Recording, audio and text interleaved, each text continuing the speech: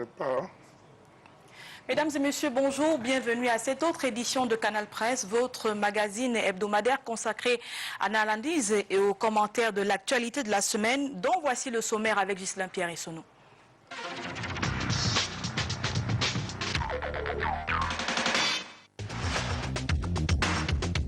Libération de Lydia Neyoum, question sur le sujet et sur le moment. Le décret présidentiel du 4 juillet 2016, accordant remise de peine à cette désormais française d'origine camerounaise, sonne fort et exceptionnel. Dans l'opinion, difficile d'expliquer comment on en est arrivé là, comment on en est arrivé à libérer une maman qui a pris l'argent de tout le monde. Les hommes du pouvoir disent que c'était à la régulière. Il faut cependant relever que le contexte de cette remise de peine est marqué par le troisième round du CED2 que le Cameroun vient de paraffer avec la France, montant à évoquer près de 500 milliards de francs CFA. Autre élément contextuel, et j'espère que je ne me trompe pas, la bientôt élection des uns et des autres en France et au Cameroun. La France, dont le président Hollande pourrait nous aider, nous militants d'un parti au Cameroun, un pays qui risque d'organiser une élection présidentielle anticipée, du moins pour que Nicolas Sarkozy la suive à la télé, Hillary Clinton aussi. Mais à vrai dire, comme plusieurs Africains, j'aime la France. Elle est comme un bon père de famille qui va chercher de la pitance à ses enfants là où elle se trouve. Elle défend bien ses intérêts et comme on dit ici, allez dire.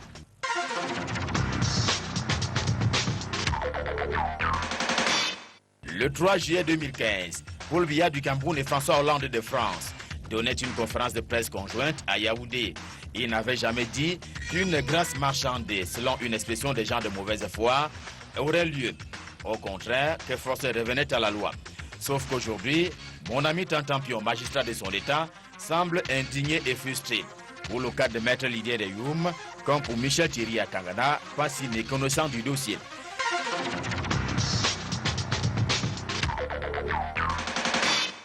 Michel Thierry Atangana de France et Paul Riking du groupe de travail de l'ONU, qui eux aussi ont pris les perviers et le semblé. Juste là, dans la séminaire, ne faut-il aider tout le monde?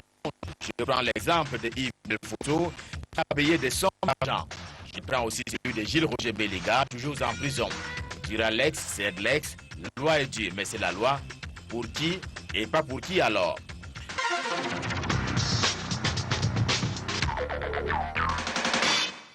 Cette émission est un rendez-vous hebdomadaire. Elle est diffusée en direct et simultanément sur Canal 2 International, sur la radio Sud FM et sur la toile à l'adresse internet www.canal2international.net. Canal Presse, voici une émission qui donne un sens à l'actualité. Bon appétit à tous.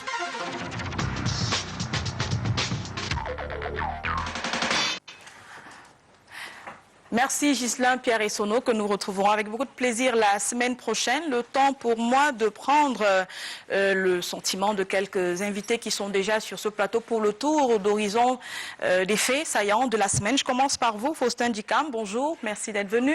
Bonjour Carole, bonjour à tout le monde et bonjour à nos fidèles téléspectateurs. C'est toujours un plaisir d'être dans ce beau studio bleu de Canal 2 International. Éditorialiste, directeur de publication de Tribune d'Afrique. Avec vous, on a parlé cette semaine dans votre livraison de 250 morts au moins sur les routes de l'Ouest Cameroun au premier semestre 2016.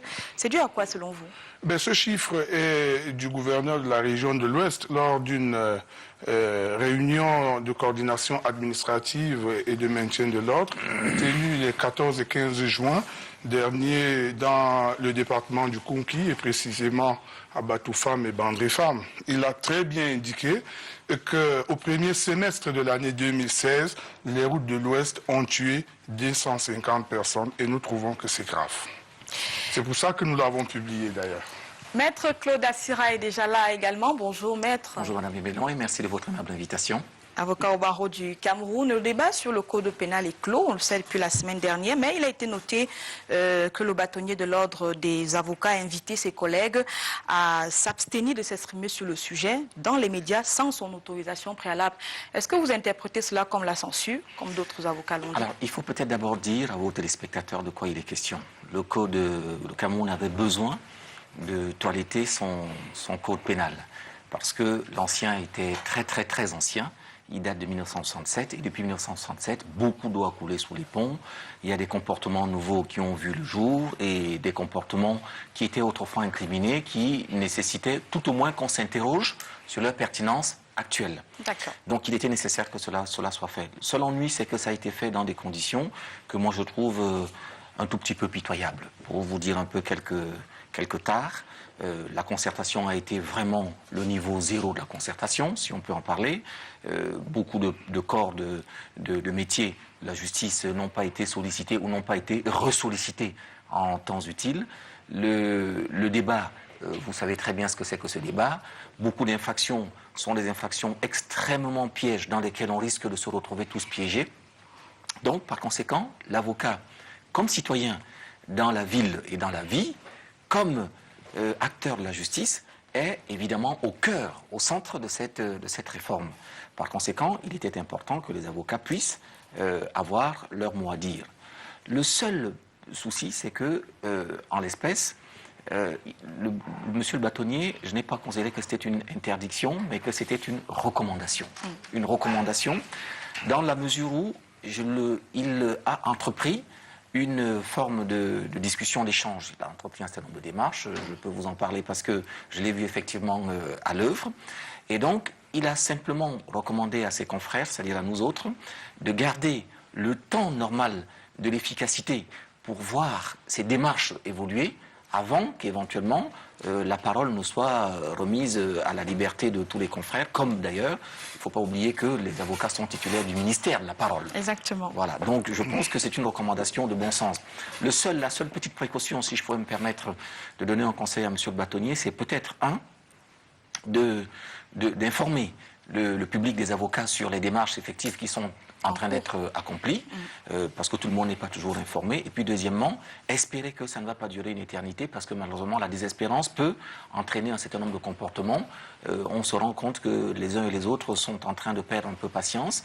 Il faut espérer que les interlocuteurs du bâtonnier comprendront la situation difficile dans laquelle ils se trouvent et réagiront de préférence vite et bien. Nous espérons que le message est passé. François Bikoro, bonjour. Bonjour Carole. Merci d'être là à nouveau sur ce plateau. Ça fait un beau, n'est-ce pas? Tout le plaisir a été pour moi. C'est vrai qu'à un moment donné, j'avais cru que je n'avais plus la sincérité de la true et même de la truelle pour participer à cette œuvre de construction, la masse critique citoyenne qu'est Canal Presse. Un mot sur la lutte contre Boko Haram. On annonce depuis ce matin comme quoi il y aurait des libérations d'otages, notamment ce maire qui a été détenu depuis quelques jours. Ce n'est pas encore confirmé par les autorités, mais si ça se faisait, ce serait une bonne fin pour une opération comme celle-là, n'est-ce pas? C'est toujours une bonne chose que quelqu'un qui s'est retrouvé mais je crois qu'il faut dire la vérité aux citoyens camerounais. Boko Haram, ça ne finira pas demain, parce que ce n'est pas une affaire de la cuisine camerounaise, c'est une affaire qui concerne tout le village et nous en sommes simplement des acteurs pour permettre à ce que cette épidémie, si on peut l'appeler ainsi, puisse disparaître. Donc il appartient à tous les citoyens de la sous-région, il appartient à nos amis de la communauté internationale qui vendent les armes et les produisent, de faire en sorte qu'une action concertée et solidaire puisse amener à ce que Boko Haram n'existe plus. Et n'oubliez pas toujours que c'est une guerre asymétrique. Boko Haram, c'est vous, Carole, c'est moi. C'est le comportement, je termine en disant, c'est le comportement que nous avons en public. Le fonctionnaire qui refuse de servir et qui met la plaque revenir vers 15 heures est un Boko Haram en substance et il produit un autre Boko Haram parce que celui qui va au nord calcule l'heure du train pour rentrer, il trouve qu'il n'a pas été servi, ça peut produire un deuxième Boko Haram. C'est pour ça que je dis, nous sommes tous des Boko Haram, c'est nos comportements qui vont faire en sorte que Boko Haram s'arrête. C'est bien compris sur le deuxième degré. Christophe Bobiokono, bonjour, merci d'être venu. Bonjour Carole et bonjour aux téléspectateurs de Canal Presse. Directeur de publication de Kalara, une affaire en justice, celle de Bernard Djonga, devant la barre, interpellé la semaine dernière alors qu'il manifestait avec les apiculteurs pour l'ouverture des marchés avicoles fermés depuis plus d'un mois. Vous comprenez que des militants de la société civile soient traînés devant la barre parce qu'ils observent, on va dire, leur droit de prendre la parole sur la place publique. Le problème, c'est que ce ne sont que les militants de la société civile qui sont ainsi traînés devant la barre. Les gouvernants qui se rendent coupables d'actes très souvent peu recommandables cela coule douce. Mais je crois qu'il faut revenir à ce qui est à l'origine de cette situation-là. Les agriculteurs camerounais vivent très mal, j'allais dire, la stratégie qui a été prise par le gouvernement pour essayer d'éradiquer la grippe aviaire. En décidant de décimer comme ça tous les poulaillers qui existent et tout, je crois que c'était une mesure excessive parce qu'on apprend que chez notre voisin nigérian tout proche là, la grippe aviaire n'a jamais disparu et les autorités, en tout cas les services chargés de mener la veille sont attentifs et chaque fois qu'il y a un poulailler qui est attaqué, ils sévissent dans ce poulailler-là, mais ils n'étendent pas la mesure. Et surtout qu'il n'y a pas, permettez-moi, des mesures d'accompagnement. Vous voyez des éleveurs qui se retrouvent du jour au lendemain au chômage, c'est quand même très très difficile. La filière avicole avait été relancée depuis cette décision d'interdire l'importation du poulet dans notre pays. Le poulet congelé. Oui, qui était une mesure de protection quand même des éleveurs ou bien des agriculteurs de manière générale, comme ça se fait partout. Vous savez que vous ne pouvez pas aller aux États-Unis et amener avec vous-même un morceau de poulet. Mais là, cette mesure-là a remis en cause tous les langues qui avaient été... En fait, ça a stoppé les langues que cette filière-là avait déjà connues. Et le problème, c'est qu'il y a un sous-entendu. Les éleveurs pensent même que cette mesure-là, elle est faite pour booster les ventes de la viande de bœuf. Et parce que vous venez d'évoquer la guerre contre Boko Haram, vous savez qu'il y a des débouchés pour les bœufs qui ont été, si vous permettez l'expression, bouchés du fait de la guerre, et que les éleveurs de bœufs ne font pas de très bonnes affaires. Et on soupçonne donc le ministre d'avoir donné un coup de massue à la manger plus du poulet, mais manger du bœuf. Oui, pour orienter les consommateurs vers la viande. Il y a beaucoup de sous-entendus et de toutes les façons, comme pour le code pénal, toutes ces questions sensibles qui touchent à la population doivent souvent faire l'objet d'un véritable débat. Il faut associer toutes les intelligences pour qu'on trouve la meilleure solution. Et tout ça, parce que la panacée, ce n'est pas un décret qui confère l'intelligence. Merci à vous, messieurs, d'être venus. Ce n'est pas l'objet du débat. On y entrera peut-être dans le cœur de cette émission. Le temps pour nous de faire le tour de l'actualité de la semaine avec la revue de presse de Canal Presse.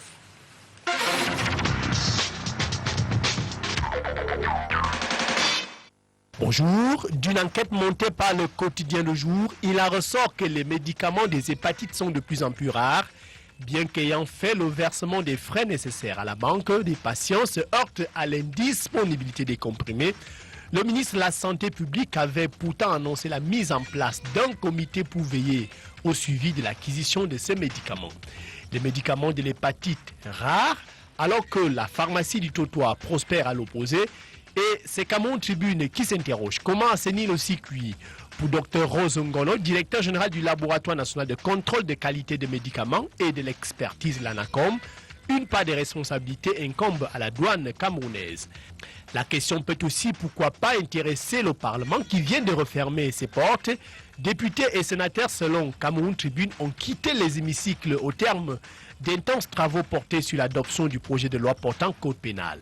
Voilà un sujet qui défraie la chronique à travers une affaire dite de celle de 14 milliards de Maurice Kamto. Un député du SDF avait demandé au ministre de la Justice d'apporter des clarifications à propos.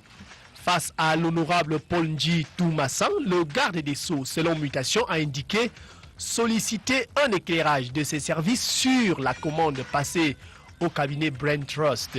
Et cette interrogation d'émergence à propos, Maurice Kamto doit-il faire face à la justice?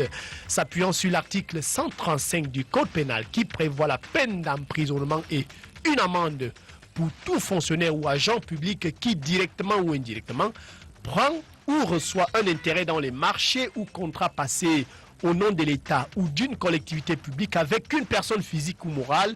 Notre confrère donne la parole à 10 experts qui s'affrontent dans ces colonnes. Bouclons cette page politique avec le peu d'intérêt des jeunes pour la plupart à la politique. Le magazine Expérience Jeunesse rapporte que des jeunes dont l'âge varie entre 20 et 35 ans n'ont jamais voté, ne sont pas inscrits sur une liste électorale, ne militent dans aucun parti politique. Ils refusent majoritairement avec obstination. Économie, parlons-en dans le quotidien de l'économie avec le démarrage imminent des travaux du barrage hydroélectrique de Nachtigal à Batchenga d'un coût de 650 milliards de francs CFA avec pour actionnaire majoritaire Électricité de France. Le barrage sur la Sanaga produira 420 MW. Le calendrier prévoit la mise en service de la première machine au premier semestre 2020. Sur les accords de partenariat économique, le Cameroun ne négociera pas malgré la sortie de la Grande-Bretagne de l'Union européenne. Le Cameroun s'en tient à la date du 4 août prochain fixée pour le début du démantèlement effectif des barrières tarifaires. Le comité de suivi a fait le point à Yaoundé cette semaine. Bientôt donc la ruée des produits européens sur nos marchés. Et ça ne sera pas nouveau puisque la brocante gagne du terrain dans les grandes villes. Cameroun Tribune le fait d'ailleurs remarquer à travers un mini-dossier monté sur 2 pages. Pour certains clients, les produits de la brocante sont de bonne qualité. Un avis que ne partage pas le professeur Kenya Fouodop. Pour ce docteur d'État en géographie de l'aménagement, la brocante a tout simplement des produits à la durée de vie très courte. Dans le marché justement de la brocante, Émergence a retrouvé les téléviseurs à tube cathodique encore en vente. Et cela 3 ans après l'interdiction d'importation de ces appareils sur le territoire national. L'image d'une ville chinoise à la une de Cameroun Tribune où les Camerounais pourront se rendre de plus en plus pour cause un accord d'exemption de visa lie désormais le Cameroun et la Chine. L'accord signé entre le ministre des Relations extérieures et l'ambassadeur de Chine au Cameroun prévoit l'établissement des conditions de suppression réciproque de l'obligation de visa court séjour pour les ressortissants des 2 pays détenteurs de passeports diplomatiques ou de certains enfants libres Lydienne, Yen et Youm au terme d'un décret du chef de l'État portant remise de peine en faveur de celle qui a été condamnée à 25 années de prison ferme. Condamné également, Marafa Hamidou Yaya peut compter sur le soutien d'un groupe de travail onusien pour sa libération.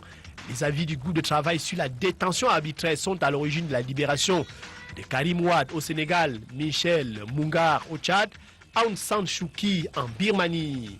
À la une de Météo Sport, le top 10 des transferts camerounais dans les championnats européens et américains. À lire également les confessions du Gobro sur les éliminatoires à la Coupe du Monde de 2018. Selon le sélectionneur national, ça sera difficile pour le Cameroun qui partage la même poule que les Chipolo Polo de Zambie, les Super Eagles du Nigeria et les Fennecs d'Algérie. Et puis notre confrère recommande une prière pour l'équipe de France qui joue ce soir la finale du championnat d'Europe des nations de football. Ça sera à 20h, hors de Yaoundé, contre le Portugal. À dimanche, Siplet adieu.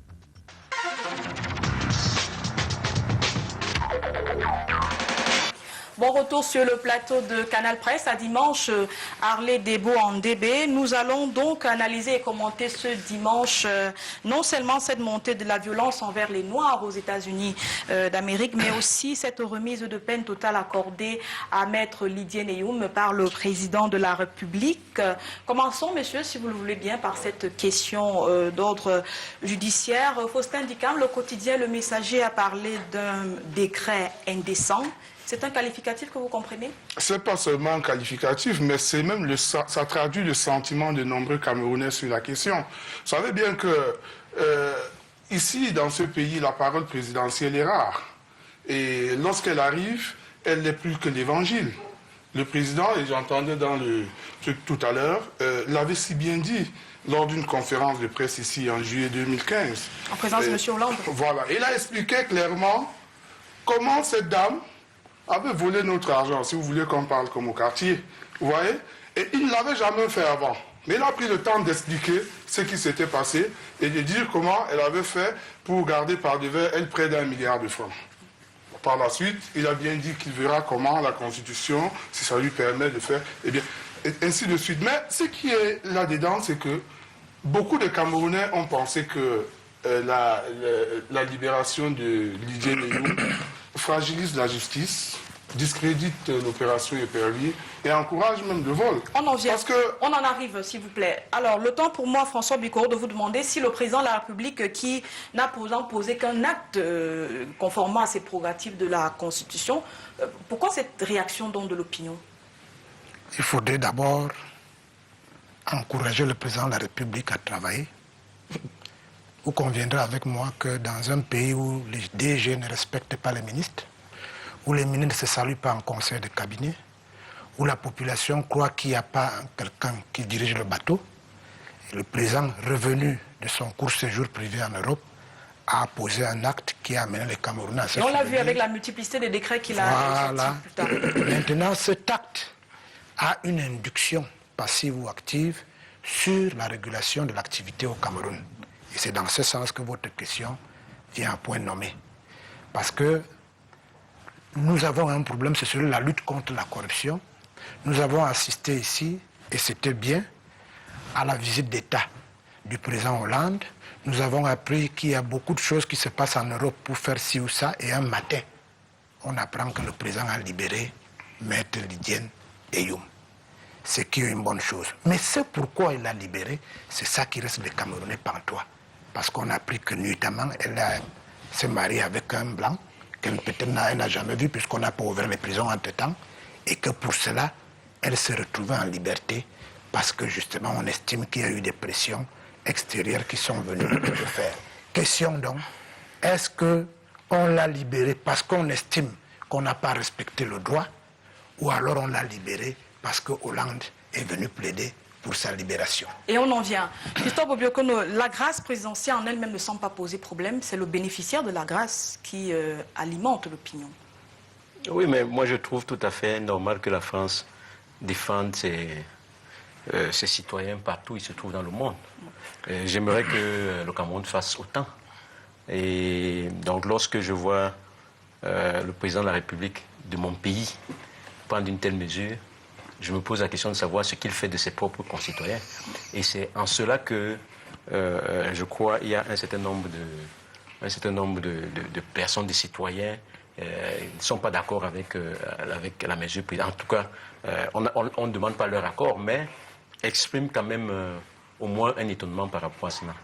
Il faut savoir d'abord que ce n'est pas courant que le chef de l'État prenne une mesure de grâce pour un citoyen ou en tout cas un justiciable qui a été condamné pour le crime de détournement de 25 ans de prison. De deniers publics. Même si on remonte l'histoire, vous allez voir que les intérêts français étaient au début de cette affaire-là et sont encore à la fin, puisque la Société Générale des Banques est la banque qui a créé ce problème-là et qui a eu un certain nombre d'actes qui auraient pu tout aussi être sanctionnés, qui ne l'ont pas été tout au long de la procédure. Et il faut, puisque nous sommes des ouvriers de l'information, il faut bien dire que la version donnée par le chef de l'État lors de la visite du président Hollande ici là n'était pas tout à fait exacte de mon point de vue par rapport aux éléments dont je dispose, et que Maître Lydienne Eyoum était mariée longtemps avant d'être incarcérée. Donc il n'est pas non plus correct de dire qu'elle s'est mariée pendant qu'elle était en prison. Alors, Maître Claude Assirassi, le mécanisme de la grâce présidentielle lui permet à elle, Lydienne Eyoum, de recouvrer la liberté. Il ne la dispense aucunement des peines pécuniaires. Comment ça se gère dans ce type de cas? Ne me dispensez pas de la possibilité de donner une opinion sur le fond déjà, avant d'arriver aux conséquences. Je voulais vous indiquer que, en qualité d'avocat, naturellement, je suis toujours sensible à la liberté quand elle emporte, toujours. En l'occurrence, il se trouve qu'une mesure de liberté, une mesure favorable a été prise contre une personne qui avait été condamnée, qui, dois-je le rappeler en l'occurrence, est en plus un avocat, un confrère. Il est important d'indiquer que c'est un confrère dans l'exercice de sa profession. Exact. Et Parce qu'elle est poursuivie pour des honneurs. Tout à fait. Lydienne Eyoum, il existe un processus particulier de contestation des honoraires, parce que ce litige aurait pu être réglé plutôt par la contestation tout à fait par le bâtonnier, mais on a préféré, pour les raisons, on n'aura jamais le cadre ni le temps suffisant pour en débattre ici, c'est toute l'opération Épervier même qui est questionnée. C'est pour ça que je tenais absolument à ce qu'on remette ça dans le contexte de l'opération Épervier. C'est d'ailleurs le sens de votre questionnement. Et Maître Youm est en plus, au demeurant, une amie. Je suis très content à titre personnel pour elle. Mais au-delà de ça, de cette dimension particulière, je voudrais indiquer que ce qui a été, de mon point de vue, problématique, ça a été la parole du président il y a 1 an. Ce n'est pas son action 1 an après. Parce qu'un président de la République, surtout qu'il sait qu'il va s'orienter vers une décision pareille, à mon avis, entrave à la fois la justice, l'opinion et la politique, ou plutôt le politique, d'indiquer aux gens que voici une situation, mais je vais quand même décider comme ça bientôt dans quelques temps, parce qu'on l'a tous vu venir, était de mon point de vue une erreur politique. Je ne sais pas comment fonctionne la cellule de communication de la présidence de la République, mais de mon point de vue c'était une erreur parce qu'on l'avait vu venir. Maintenant, je pense que c'est l'opération Épervier qui est elle-même contestée, parce que ce cas particulier est un peu plus subtil que cela. On a vu la justice intervenir en amont de ce procès, puisque c'est depuis la présidence de la République que l'ordre de poursuite, d'interpellation et d'incarcération de Didier Ndioum et d'autres personnes a été donné, oui. Que nous tous, nous avons vu les débats, ceux qui s'y intéressaient ont vu les débats, on n'a à aucun moment vu des preuves irréfutables apportées. Et comme je viens de vous l'indiquer, il s'agit dans son cas particulier d'un cas de contestation d'honoraires. La condamnation qui est intervenue était pour le moins incompréhensible. Donc on a le sentiment, moi je pense, et je reviens à ce que je vous indiquais à un moment de mon propos, que la liberté qui est accordée en aval par le président de la République est une sorte de rattrapage d'une justice dont il sait pertinemment qu'elle a mal fonctionné. Permettez-moi juste 2 petites choses pour vous indiquer qu'il pouvait prendre une mesure de grâce collective, une mesure de grâce individuelle. J'ai rarement vu une mesure de grâce individuelle qui ne concerne que Eyoum. Ça a quand même une signification. Ça veut dire que là, en l'occurrence, il a pris la mesure. On en vient.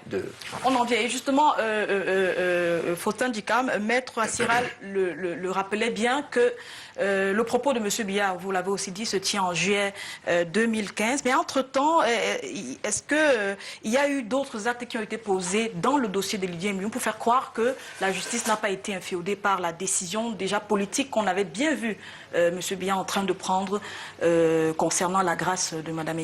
Bien sûr, il y a eu d'autres actes. Quelqu'un a dit sur ce plateau tout à l'heure qu'on ne peut pas faire le procès à la France de défendre ses citoyens, voilà, partout où ils se trouvent. C'est tout à fait vrai. Et pour revenir à votre question, mais écoutez, les avocats français de Didier Ndioum ont avant cela écrit une lettre très peu élégante au président de la République pour lui rappeler qu'il était urgent pour lui de libérer cette dame. Et plusieurs fois, le président Hollande, après la rencontre de juillet 2015, l'a rappelé au président de la République. Cela a été relayé par nos confrères occidentaux. Donc, ce que nous disons est que est-ce que Didier Ndioum, il n'est pas établi qu'elle s'est rendue coupable d'un tel délit? Est-ce qu'il n'est pas établi qu'elle s'est rendue coupable d'un tel délit? Le tribunal l'a condamné à 25 ans de prison. Le tribunal qui l'a condamné. Et que le président, parce que, dit-on, il a reçu des pressions. Je me suis laissé d'ailleurs dire par certaines autres personnalités de ce pays que c'est sa libération qui conditionnait la signature du 3e CDD. Je ne sais pas jusqu'où c'est vrai, mais sauf que si c'est cela, il faut savoir aussi que le groupe de travail des Nations Unies est aussi en train de faire pression pour d'autres compatriotes qui, le plus souvent, ont été condamnés sans qu'on ne sache effectivement pourquoi. Je voudrais souligner que ce groupe de travail est aussi puissant qu'une nation comme la France qui vient de faire libérer et le fils du guide libyen Kadhafi et le fils de l'ancien président sénégalais Karim Wade. Donc, et vous savez très bien que dans notre pays, le groupe de travail des Nations Unies demande instamment la libération de M. Atangana Bara et je crois que c'est lui aussi de... On en vient. Le temps pour moi, François Bikoro, est-ce que justement lier la libération de Didier Ndioum à la signature de ce 3e CD2 qui semble plus long et avec une enveloppe plus consistante ne relève pas du fantasme? Lorsqu'on se souvient qu'un président français, buvant du thé dans un yacht d'un PDG d'une multinationale qui a pignon sur rue au Cameroun, avait dit, pour en ce qui concerne l'âge de Zoé, que même s'ils ont volé les bébés de 3 ans, quoi qu'ils aient fait, j'irai les chercher. Et si ne les libèrent pas, j'irai personnellement les chercher. Quelle différence avec un type qu'on n'espérait pas voir au Cameroun, le président de la France libre, qui arrive ici nuitamment, et dont la seule chose qui sort de sa bouche est de demander la libération de sa compatriote Didier Ndioum. Mais quel est le rapport avec le 3e CDD? Ça commence à venir, je vous ai dit, je commence à venir. Ça veut donc dire, et nous l'avons dit tout à l'heure, que le président de la France, partout où il y a possibilité pour que les intérêts français perdurent, est prêt à mettre tous les moyens possibles, même les plus inimaginables, comme ceux dont on a vu un président prendre l'avion pour aller arracher des gens qui ont volé des enfants pour les amener en France. Est-ce qu'en ce qui nous concerne, ce n'est pas le scénario qui allait avoir lieu? Quand on sait aussi qu'il y a eu un sérieux débat sur la compétence des sociétés françaises au Cameroun, je ne parle pas des autres pays, sur leur capacité à gagner des marchés à concurrence, on peut se poser la question de savoir en ce qui concerne le CD2, si pour une fois que ça peut profiter aux Camerounais, on ne pose pas comme condition la libération programmée des maîtres Didier Neyou. Mais il faut quand même dire que ça nous renseigne sur l'hypocrisie des politiques camerounaises, sur l'hypocrisie de la société civile camerounaise, mais surtout sur le mariage incestueux qu'il y a entre l'administration camerounaise et les multinationales qui, elles, pillent aveuglément et goulûment nos avoirs sans que cela puisse leur arriver de mal. Ça veut dire que si vous êtes avec les institutionnels français, si vous représentez les institutions françaises et leurs intérêts au Cameroun, quel que soit ce que vous faites, on arrivera toujours à ne pas vous mettre la main dessus. Christophe Bouyokono, il semble dire voler, échanger de nationalité, surtout devenir français, rien ne vous arrivera ou bien vous serez gracié. Non, je ne partage pas ce point de vue-là. Mais je sais que la France exerce une influence très forte. Elle peut être positive, mais elle peut être aussi négative. J'oriente mon regard vers les gouvernants de mon pays par rapport à ce que, comme citoyen, je suis en droit d'attendre, c'est tout. Donc je ne me préoccupe pas de cela. Peut-être comme citoyen, on doit aussi se dire, ne cédez pas à la pression de l'Occident, non?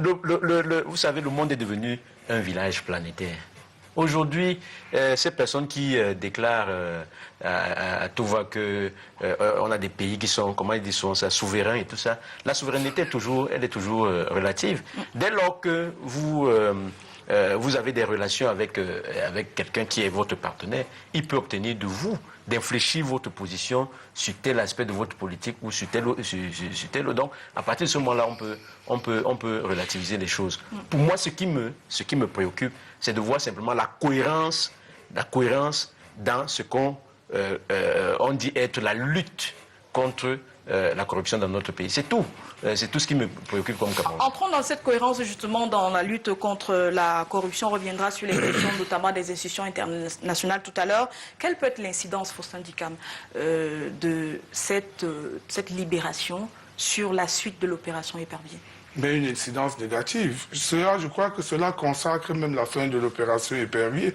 Parce qu'en réalité, c'est pour cela même que nous avons titré cette semaine dans notre journal que le président, à partir de ce moment, doit libérer tout le monde.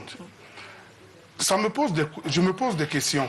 Lesquelles? Que vont devenir les magistrats qui ont traité de ce sujet, qui ont passé des nuits entières avec des avocats de la partie civile à travailler sur ce dossier? Que va donc devenir Lydia Neyoum elle-même?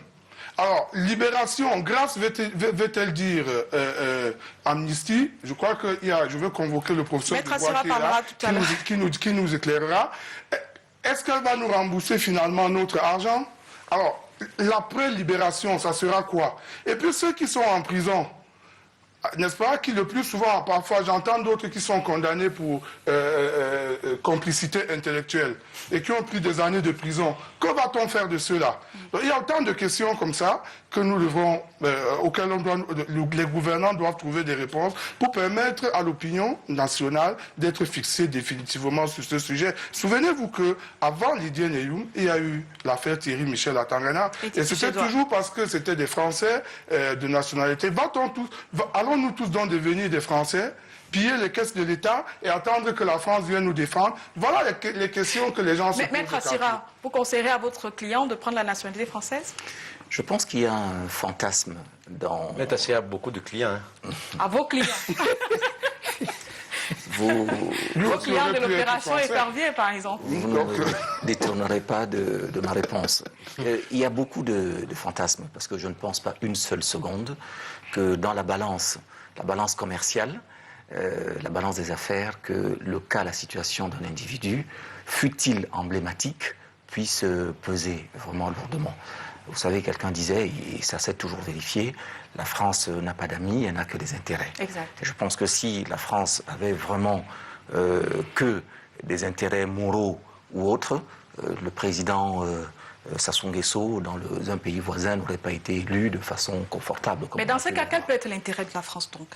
L'intérêt de la France, c'est d'abord toujours l'intérêt moral. Et puis, comme beaucoup l'ont dit avant moi, je pense que la France a un extrait de pas ses nationaux, d'une part, et elle va rechercher. Vous avez suivi le feuilleton de citoyens français poursuivis de par le monde au Mexique et ailleurs l'année dernière, où la France, et ce n'est pas que le Cameroun, ce n'est pas en raison de la faiblesse politique ou économique du Cameroun, c'est une politique qui est engagée comme telle.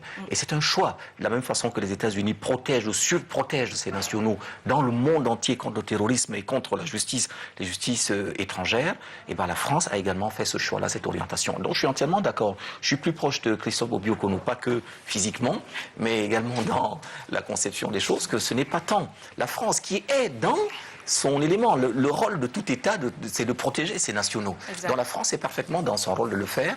Maintenant, c'est à nous d'organiser au sein du Cameroun les éléments pour ne pas être fragiles. Et ces éléments de fragilité, c'est bien évidemment la visibilité, la lisibilité de l'opération Épervier. Je vous dis, on peut prendre le problème par tous les bouts.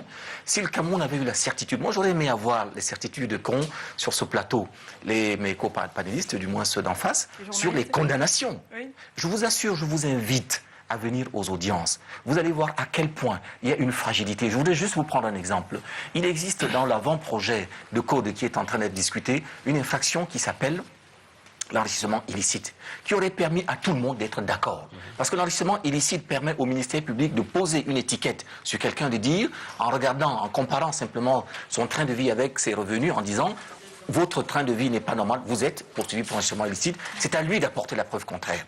Le ministère public est aujourd'hui, dans l'état actuel de notre législation, obligé de faire la preuve, parce qu'on est dans le système de la présomption d'innocence. Par conséquent, sous le régime du détournement de deniers publics, il appartient au ministère public d'apporter la preuve. Je vous signale en passant que le code pénal, le code de procédure pénale, entre en vigueur longtemps après qu'a été lancée l'opération Épervier. Donc si son choix avait été, de politique criminelle avait été de remettre les choses en cause, il appartenait au législateur de dire que désormais, même dans le détournement des deniers publics, je vais inverser la charge de la preuve. Il a maintenu la charge de la preuve au ministère public, qui n'a jamais, je vous dis jamais, apporté la preuve. Et pourtant, les condamnations tombent de façon systématique. Ça porte un problème, ça porte sur la table la question de la crédibilité de cette opération. Surtout, comme je vous l'ai indiqué tout à l'heure, dans beaucoup de cas, les ordres de poursuite viennent de la présidence de la République, ce qui, au lieu qu'on s'interroge sur... Tout à fait.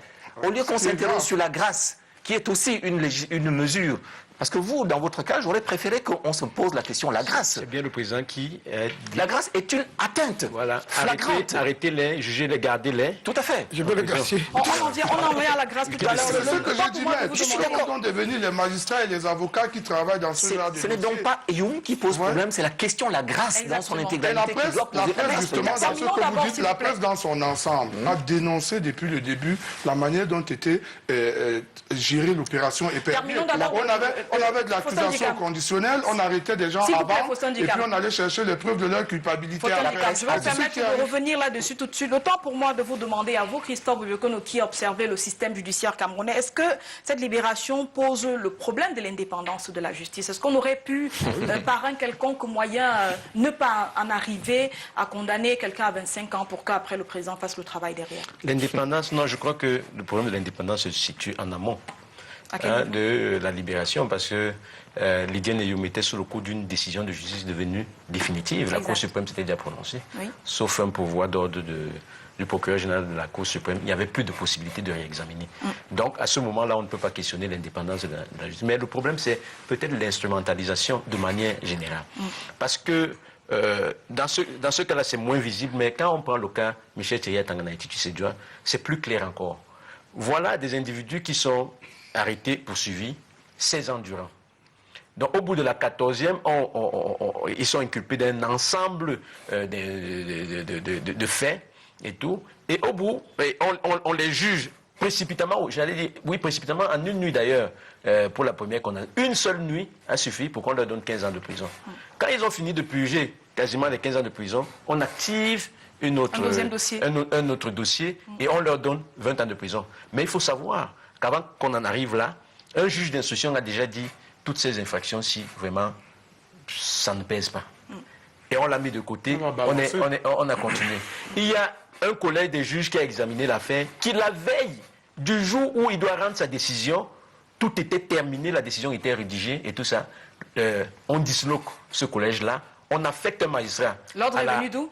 On affecte un magistrat au ministère de la Justice. Donc ce collège-là ne peut plus rendre la décision. Et puis on amène des personnes de circonstances qui vont venir prononcer une condamnation.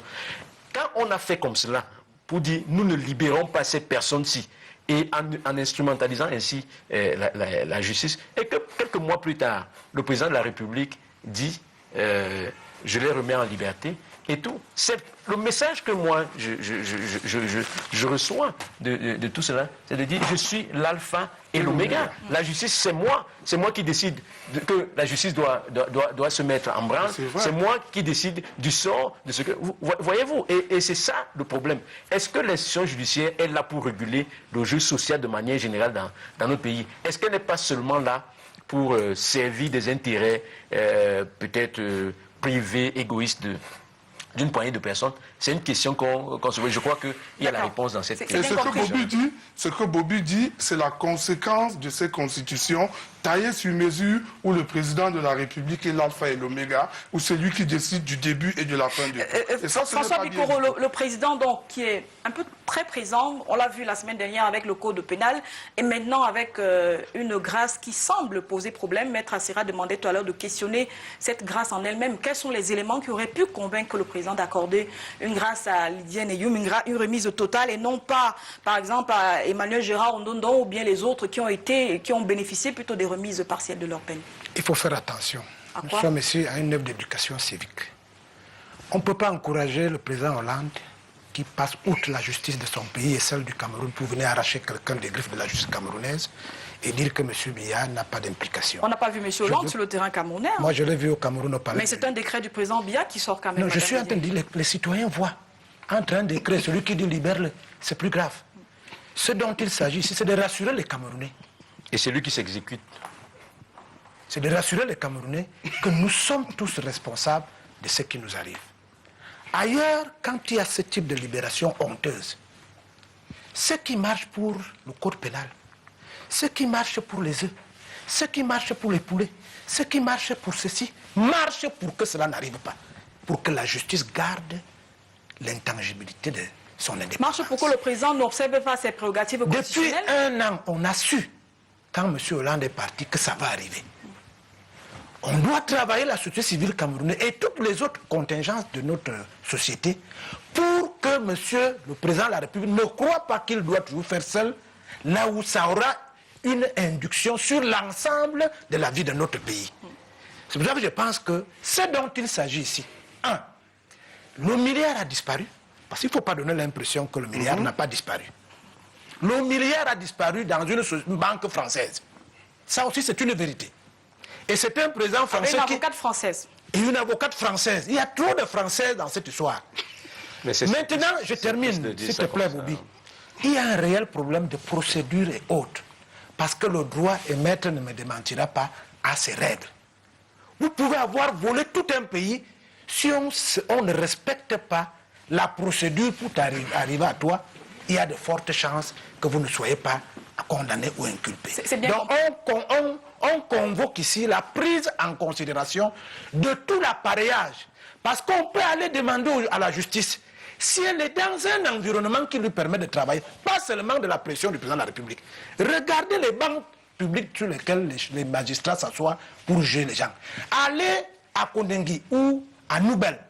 Parce que ceux qui nous regardent doivent savoir que nous parlons de Lydia Neyoum. Parce que c'est elle qui va permettre à ce qu'on règle tous les problèmes inhérents à la manifestation de la justice dans notre pays. Ce n'est pas seulement parce qu'on y parle de milliards. Parce qu'à côté de Mme Lydia Neyoum, il y a des enfants qui ont volé un beignet, qui depuis 10 ans n'ont pas payé les 25 000, on les a déjà libérés. Et qui ne bénéficient pas de la grâce. Voilà, c'est pour cela que je dis qu'on tout cela. C'est trop simpliste dans ce cas d'espèce. Non, c'était la façon de présenter un peu les faits qui ont conduit au procès de Lydia Neyoum. simplement pour ça. C'est pour ça que je parlais de simplisme, parce que ça peut induire... ceux qui nous écoutent peuvent avoir, parce qu'ils ne sont pas bien informés de ce qui s'est réellement passé, tout ça. Et ça induit des comportements qui peuvent être soit pour, soit contre, comment je vais dire ça, sur la base d'une réflexion qui n'est pas basée sur des faits concrets. C'est simplement pour ça que je disais. Maître Assiraï, François Bikoro semble dire qu'il faut quand même une mobilisation de la société civile pour dire non. On a vu les avocats marcher contre le code pénal. Les avocats marcheront-ils contre une décision comme celle-là, même si elle est rendue en faveur de leurs consoeurs et peut-être leurs compatriotes, comme certains avocats qui ont, mine de rien, la nationalité française? Moi, j'écoute avec beaucoup de plaisir et d'intérêt François Bikoro, que je connaissais déjà par ailleurs et que je suis très honoré d'avoir comme co-panéliste ici. Mais ce n'est pas parce qu'il dit des choses avec beaucoup d'emphase que c'est forcément vrai et que je devrais aller dans son sens, même s'il me cite de temps en temps au soutien de son argumentation. Il n'y a pas 1 milliard ou ça peut même être 10 milliards, le montant des honoraires au Cameroun, parce qu'il s'agit d'honoraires. Il faudrait que vous puissiez le dire. Quand vous dites qu'il s'agit d'une affaire de... On est dans une émission d'éducation civique, ça aussi, le téléspectateur doit le savoir. Il s'agit d'une affaire d'honoraires au départ. Et il n'y a pas un montant de plafond de fixation des honoraires. Ça aurait pu être 10 milliards d'honoraires. À partir du moment où un est d'accord pour les payer et que l'autre a demandé et que l'autre est d'accord pour les payer, s'il venait à se produire un changement dans le cours des pourparlers entre les gens, ça relève d'un processus particulier qui malheureusement... Donc ce n'est pas une question de montant. La difficulté ici... C'est une question de procédure dans le paiement des honoraires. Et je voudrais insister là-dessus. Le problème, c'est l'opération épervier. La grâce peut venir en amont. La grâce, pour moi, a un problème, une question philosophique. Moi, je m'interroge parce qu'on met souvent en avant la nécessité de l'indépendance de la justice, mais on oublie qu'à côté de l'indépendance de la justice, il y a déjà au départ que c'est le même président de la République qui est le chef de la fonction publique qui les nomme, qui nomme ses magistrats, et donc par conséquent atteinte à l'indépendance. Et puis à la fin, quel que soit le travail qu'ils auront fait, sans que lui ne connaisse aucun des éléments du dossier, il a le droit, de façon arbitraire, de façon sommaire, de prendre par le biais... C'est une survivance d'un pouvoir royal qui est ancienne. Ce n'est pas qu'au président de la République, ce n'est pas une question de république bananière. Ça existe partout, même en France. Bien. Donc, c'est bien de le dire. C'est de ce point de vue philosophique que moi je questionne que j'interroge la problématique de la grâce présidentielle. Est-ce que la grâce présidentielle ne risque pas d'aggraver, déjà d'accentuer l'indépendance ou le manque d'indépendance de la justice que nous observons tous? Mais au-delà de ça, moi je vous dis, contextualisons le cas particulier, c'est l'opération Épervier dans son ensemble. L'opération Épervier est un fonds de commerce.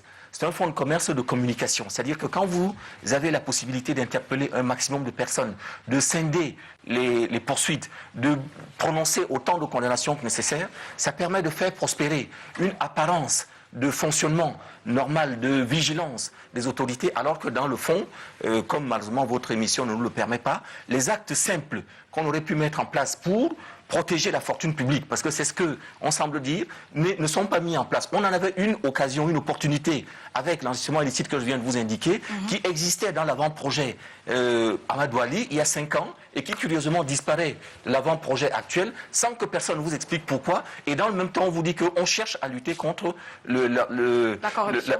Oui, tout à fait, contre la corruption. Donc il y a là-dedans un vice, un mensonge qui est indiqué aux personnes et qu'il faut pouvoir dénoncer. Le reste, lorsqu'on se rend compte qu'on a fait prospérer cette impression, cette illusion, à la fin, on a la possibilité de jouer sur les manettes à la grâce présidentielle. Christian Bobiokono, au-delà de l'ingérence du politique dans l'opération Épervier, comment est-ce qu'on peut relancer cette opération qui semblait au départ avoir des très bonnes intentions, c'est-à-dire régler un certain problème de mœurs, d'assainir, on va le dire comme ça, les mœurs en matière de gouvernance au Cameroun? Comment est-ce qu'on peut relancer dans ce contexte? Avant de répondre à votre question, il est bon que j'apporte une précision.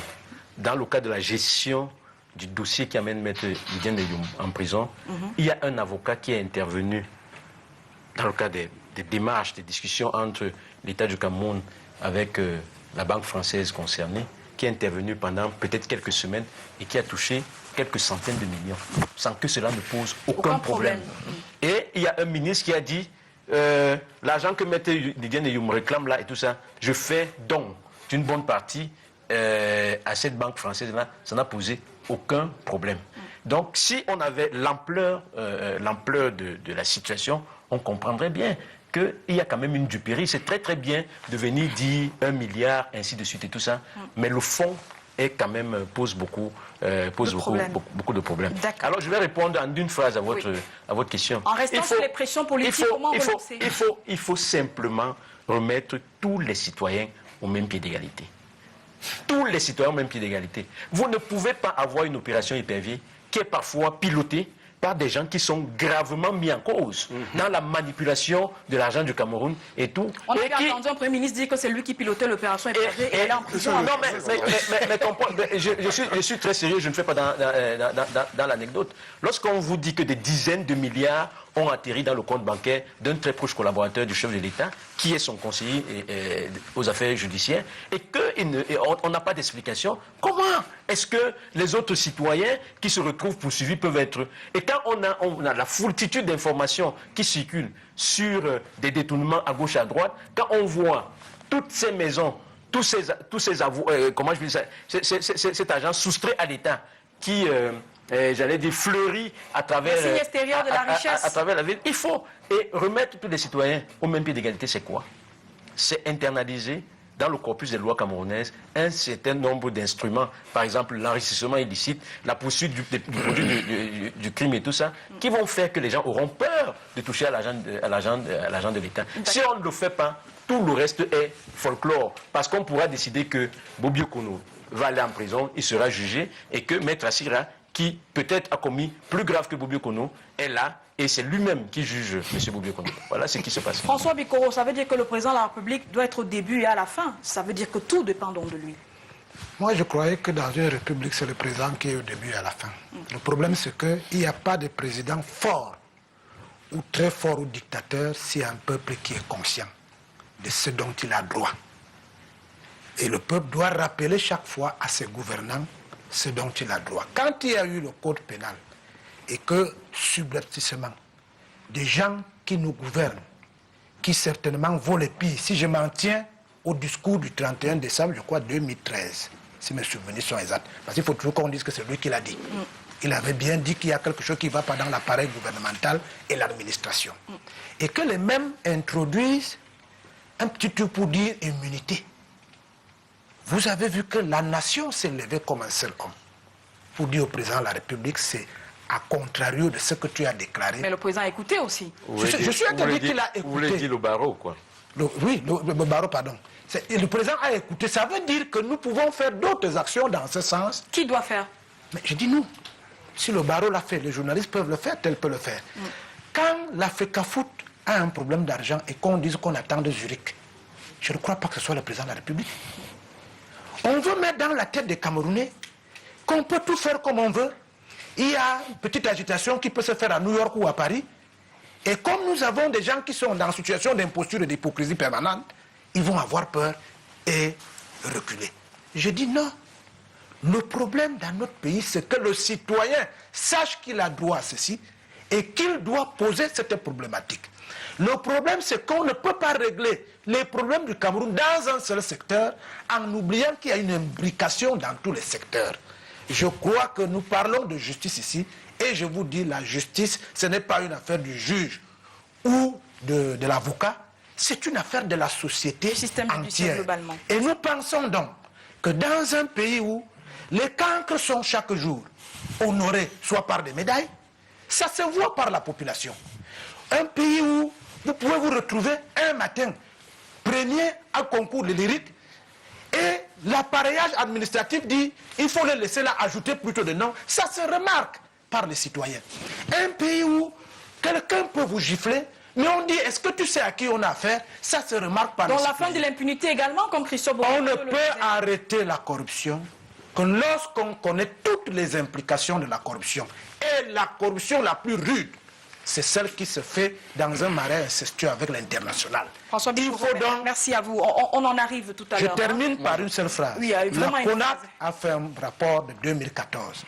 Elle se plaint que ceux qui disent que le Cameroun est le premier pays corrompu gagnent des marchés sans passer par appel d'offres. Il faudrait qu'on en parle de temps en temps pour qu'on sache que les gens nous trompent. Mais c'est nous qui décidons de leur donner. Justement, il faudrait en parler. Je ne peux pas citer les noms ici parce qu'on va croire. Mais les noms sont à la page, je crois, 114 de ce rapport. C'est-à-dire toutes les organisations qui crient que le Cameroun est corrompu, le Cameroun ne respecte pas ceci. Dès qu'un marché est refusé, les pressions commencent à venir de toutes parts. Il est donc temps que si on veut lutter contre la corruption, que l'on sache qu'il y a un corrupteur et un corrupteur. Merci à vous. D'où l'enrichissement illicite. Maître Assir, on a parlé des questions d'enrichissement, d'impunité. Je viens à vous, Faustin Dikam, tout à l'heure. Vous êtes dans ce système judiciaire. C'est quoi globalement les solutions à apporter à cette opération épervier pour qu'elle retrouve peut-être son efficacité que vous le contestez depuis un peu de lisibilité. Oui. Moi, j'exige toujours deux choses d'une façon simple. Il y a des mesures préventives et il y a des mesures répressives. Les mesures préventives, ce sont des mesures qui ont un caractère social ou des mesures de bon sens, tout simplement. C'est-à-dire qu'il vaut mieux se rendre compte qu'une personne, quel que soit son degré de vertu, si vous ne lui donnez pas un salaire décent, en rapport avec ce que la personne fait, il y a des chances qu'il y ait la tentation, surtout si l'argent est disponible. Aux côtés de ceux qui volent aussi gagnent très gros à mettre. Non, tout à fait. Je vous dis, je voudrais pas. C'est juste que nous n'avons pas la possibilité de rentrer dans les détails. Mais voilà, je ne dis pas que tous les cas rentrent forcément dans cet exemple-là, mais c'est un ensemble. Le monde est de toute façon aujourd'hui de telle sorte que une seule mesure en elle-même ne suffira jamais à régler le problème. C'est une constellation de beaucoup de mesures qui convergent vers le même objectif, qui a une certaine cohérence, qui permettra à la convergence d'arriver au résultat escompté, si tant il est que on a un but qu'on recherche. Donc, je vous disais des mesures qui ont été au caractère préventif, qui sont donc des mesures sociales, des mesures de bon sens, ne pas laisser circuler l'argent. Vous avez un règlement CEMAC auquel le Cameroun a adhéré en 2003, qui a institué des moyens de paiement. Aujourd'hui, on continue à avoir l'argent. Quand j'entends dire qu'on a volé dans le cabinet d'un ministre une somme d'argent importante, tout à fait, dans sa chambre, je suis un peu étonné parce que le Cameroun n'a jamais dénoncé ce règlement qui continue à s'appliquer. On ne doit pas trouver autant d'argent liquide. Et puis, vous avez des mesures qui ont un caractère répressif. Je vous vois déjà un peu pressé. Sur ce point, je voudrais juste vous indiquer deux choses. Au niveau de la répression, deux exigences, la promptitude de la poursuite et la certitude de la poursuite. Si ces deux éléments pouvaient être mis en place, je vous assure que... Promptitude dans le sens où dès que le délit est constaté, les poursuites doivent être enclenchées? Tous les pénalistes vous diront les spécialistes du droit vous diront que l'infraction est toujours mieux réprimée, non seulement à l'égard du délinquant, mais également à l'égard de la société. Je suis entièrement d'accord avec vous là-dessus. Lorsqu'elle est plus près, lorsque la répression intervient dans un temps qui est proche. Et il faut également une certitude, parce qu'à partir du moment où une personne se doute que elle a une petite chance d'échapper à la poursuite, comme c'est le cas aujourd'hui, puisque vous savez comment ça fonctionne, la CONAC, excellente illustration, peut dire ce qu'elle veut, on va envoyer le rapport, parce que la CONAC ne peut pas agir par elle-même, elle n'a pas la possibilité juridique, on va envoyer le rapport, tout à fait, et on va attendre. C'est un rapport même qui a été bloqué pendant plus d'une année. Qu'il soit actionné, que le parquet, le tribunal soit actionné, comme je vous l'ai indiqué tout à l'heure. Donc, absence de promptitude, absence de certitude, et donc par conséquent, la voie est laissée de façon parfaitement libre aux personnes. Et les mesures minimales qui doivent être prises, qui sont les mesures législatives de l'article 66 de la Constitution sur la déclaration, n'ont jamais été... Tout à fait. Il y avait dans l'ancien code, et je vous assure que c'est en cela que nous devrions tous, et je suis 1000 fois d'accord encore avec François Bicoro là-dessus. Nous avions, mais oui, tout à fait, pour l'essentiel, l'enrichissement illicite qui était prévu, la non-déclaration de biens et de patrimoine qui était prévue, qui n'est pas reprise, tout à fait. Nous avions la corruption qui était redéfinie dans sa dimension géographique, qui n'ont pas été reprises. Je vous dis, vous ne pouvez pas faire autant. Ce n'est pas un projet que des gens, des avocats fous ou des illuminés sur un plateau de Canal 2 sont en train d'imaginer. C'était dans un projet de ministre de la Justice et sans que rien ne puisse l'expliquer, ces mesures disparaissent d'un autre projet. Sans qu'il y ait changement de régime. Sans qu'il n'y ait eu aucun changement de régime, alors qu'on continue à vous indiquer qu'on veut lutter contre la corruption, ça reste l'objectif proclamé. Dans le cas de Lydiane Youm, on peut toujours en parler, disserter sur des émissions. Il est anecdotique. Parce que c'est une politique générale et globale de lutte contre la corruption qu'il faudrait pouvoir mettre en place et la tenir. Faustin Dikam, on parle bien de la question d'impunité, mais aussi comment on peut relancer cela.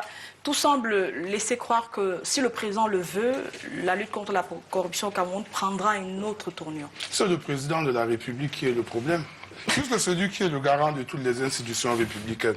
Il en est de l'opération épervier comme de tous les autres secteurs d'activité. À l'entame de cette émission, on parlait des accidents de circulation ici, Bobioko nous parlait de la grippe aviaire, ainsi de suite. Ça ne va pas. Il faut que le président de la République change de cap.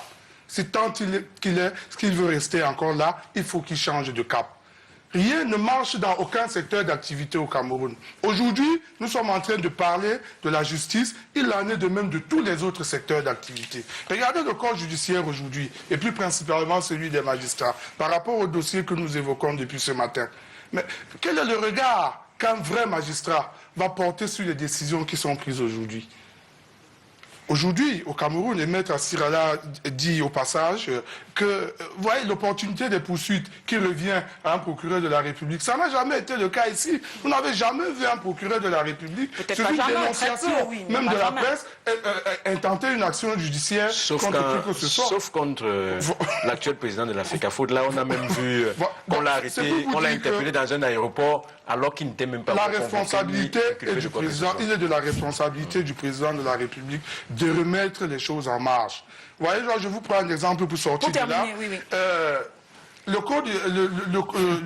Code général de la fonction publique, l'article 37, alinéa 1, petit b, a été modifié par un décret du 12 octobre 2000.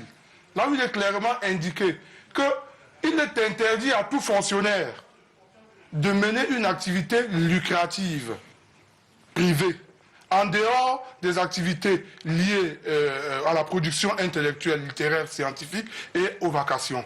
Mais allez-y voir au quartier, allez-y voir dans nos administrations. Ce sont les fonctionnaires qui font tous les marchés publics. Ce sont les DAG qui ont toutes les sociétés, tous les établissements, ainsi de suite.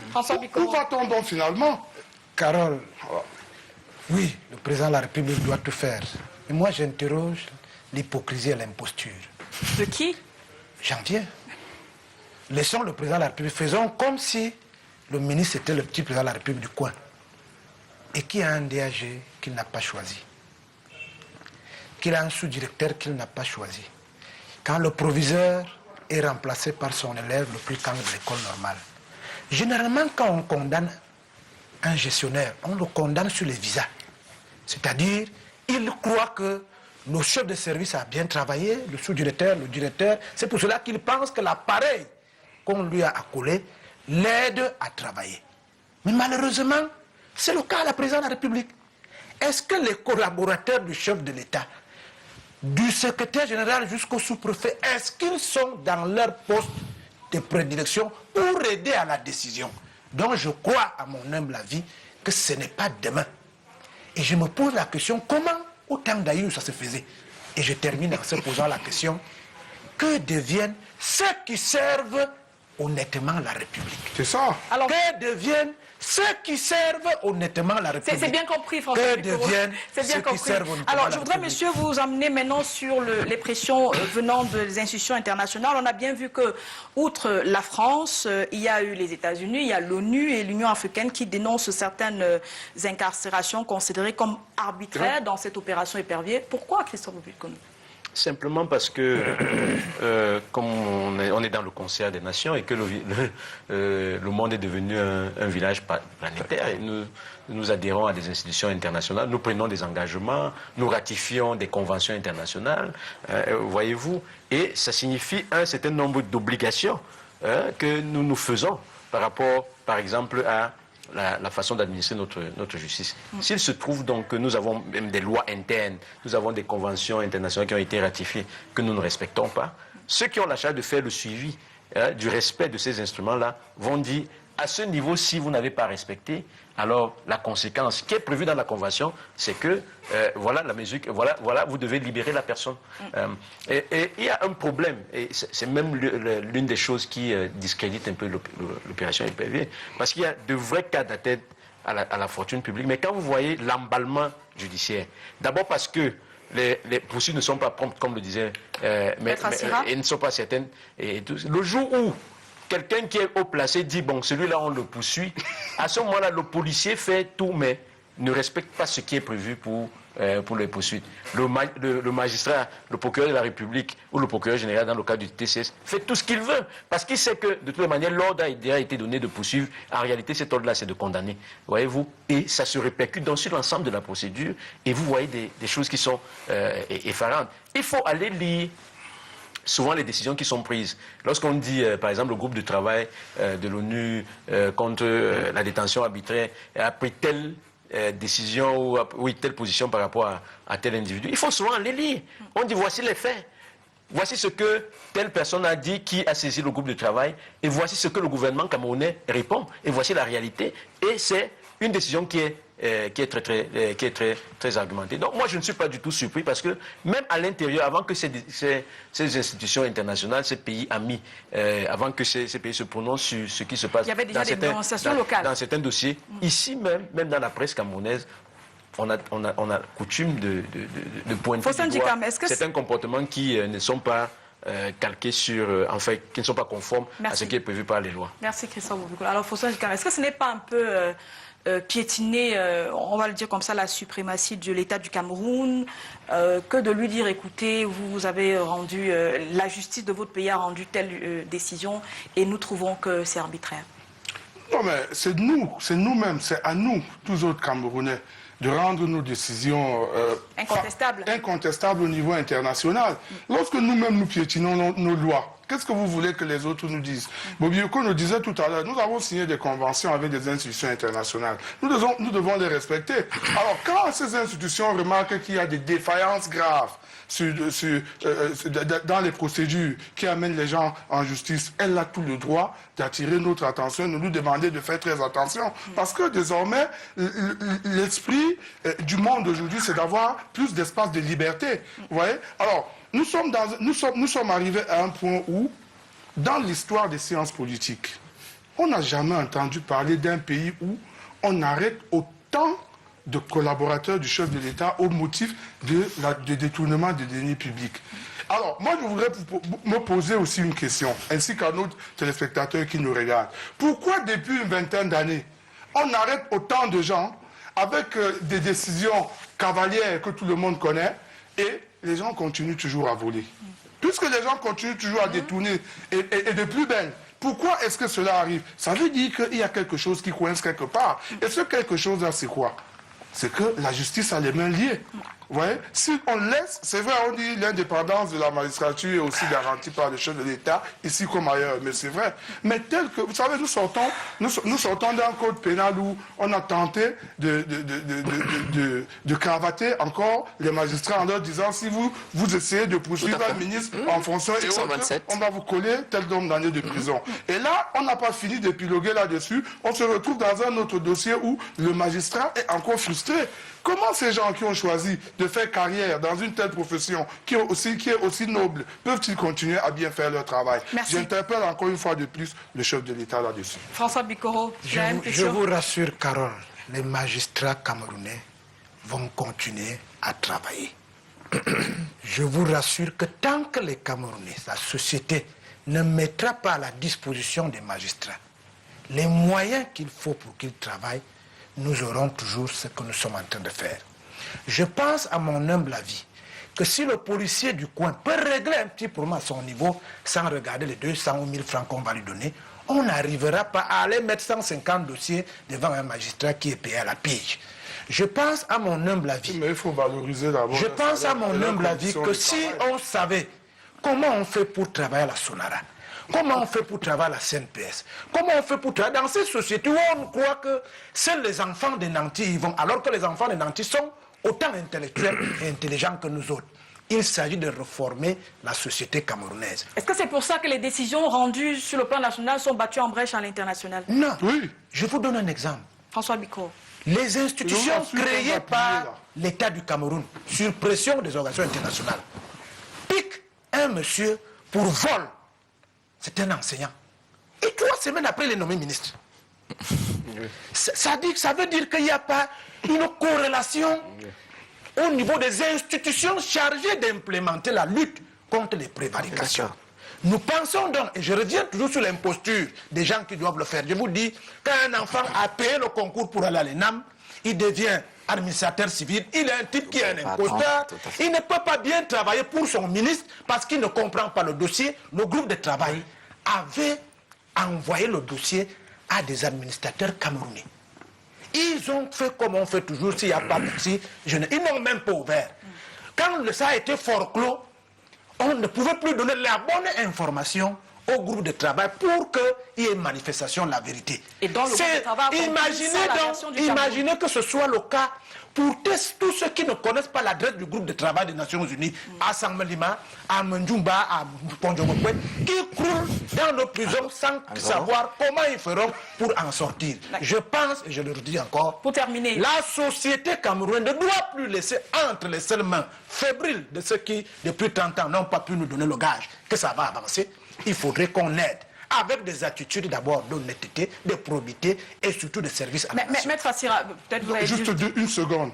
Juste pour attirer notre attention, maître, vous allez me laisser placer ce mot avant que vous continuiez. Allez-y, Juste pour attirer notre attention que ces jours-ci même encore, le chef de l'État a nommé un haut fonctionnaire de ce pays qui est inculpé devant la justice sur dénonciation de la CONAC pour faux en écriture, détournement de deniers publics et qui a réussi à couler une entreprise d'assurance camerounaise. On l'a nommé dans une commission des marchés. Il vaut mieux. Vous comprenez? Il vaut mieux pas. Ne donne pas le nom, s'il te plaît. Il vaut mieux pas. Alors, Maître Assira, vous avez un client pour lequel la Commission africaine des droits de l'homme et des peuples a rendu un verdict il y a une recommandation, il faut le dire comme ça, et il y a quelques mois. C'est un verdict. Vous en êtes où avec la procédure? Je ne vais pas vous parler spécifiquement de lui, mais je profite quand même de votre question pour vous dire que pour lui comme pour tous les autres, l'exécution d'une décision, ou plutôt l'immixtion dans le ronron de la justice camerounaise est tout à fait normal entre guillemets. Ça peut nous déranger un tout petit peu, mais vous savez, on a employé ce mot ici à plusieurs reprises, le village planétaire, un monde mondialisé, etc. Vous ne pouvez pas vivre avec des gens et attendre de n'avoir d'eux que des avantages sans rien leur concéder en retour. En contrepartie. Voilà, en contrepartie.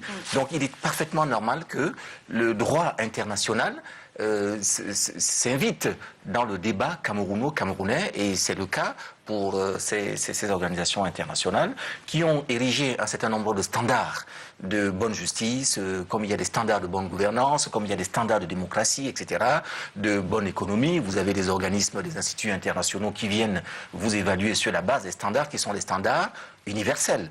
Et donc, par conséquent, il vous appartient à vous ou d'adhérer ou de ne pas adhérer. Si vous avez fait le choix libre d'y adhérer, vous devez mettre en œuvre un certain nombre de moyens, tous les moyens, pour pouvoir correspondre aux critères, puisque j'incline toujours à penser pour tout le monde.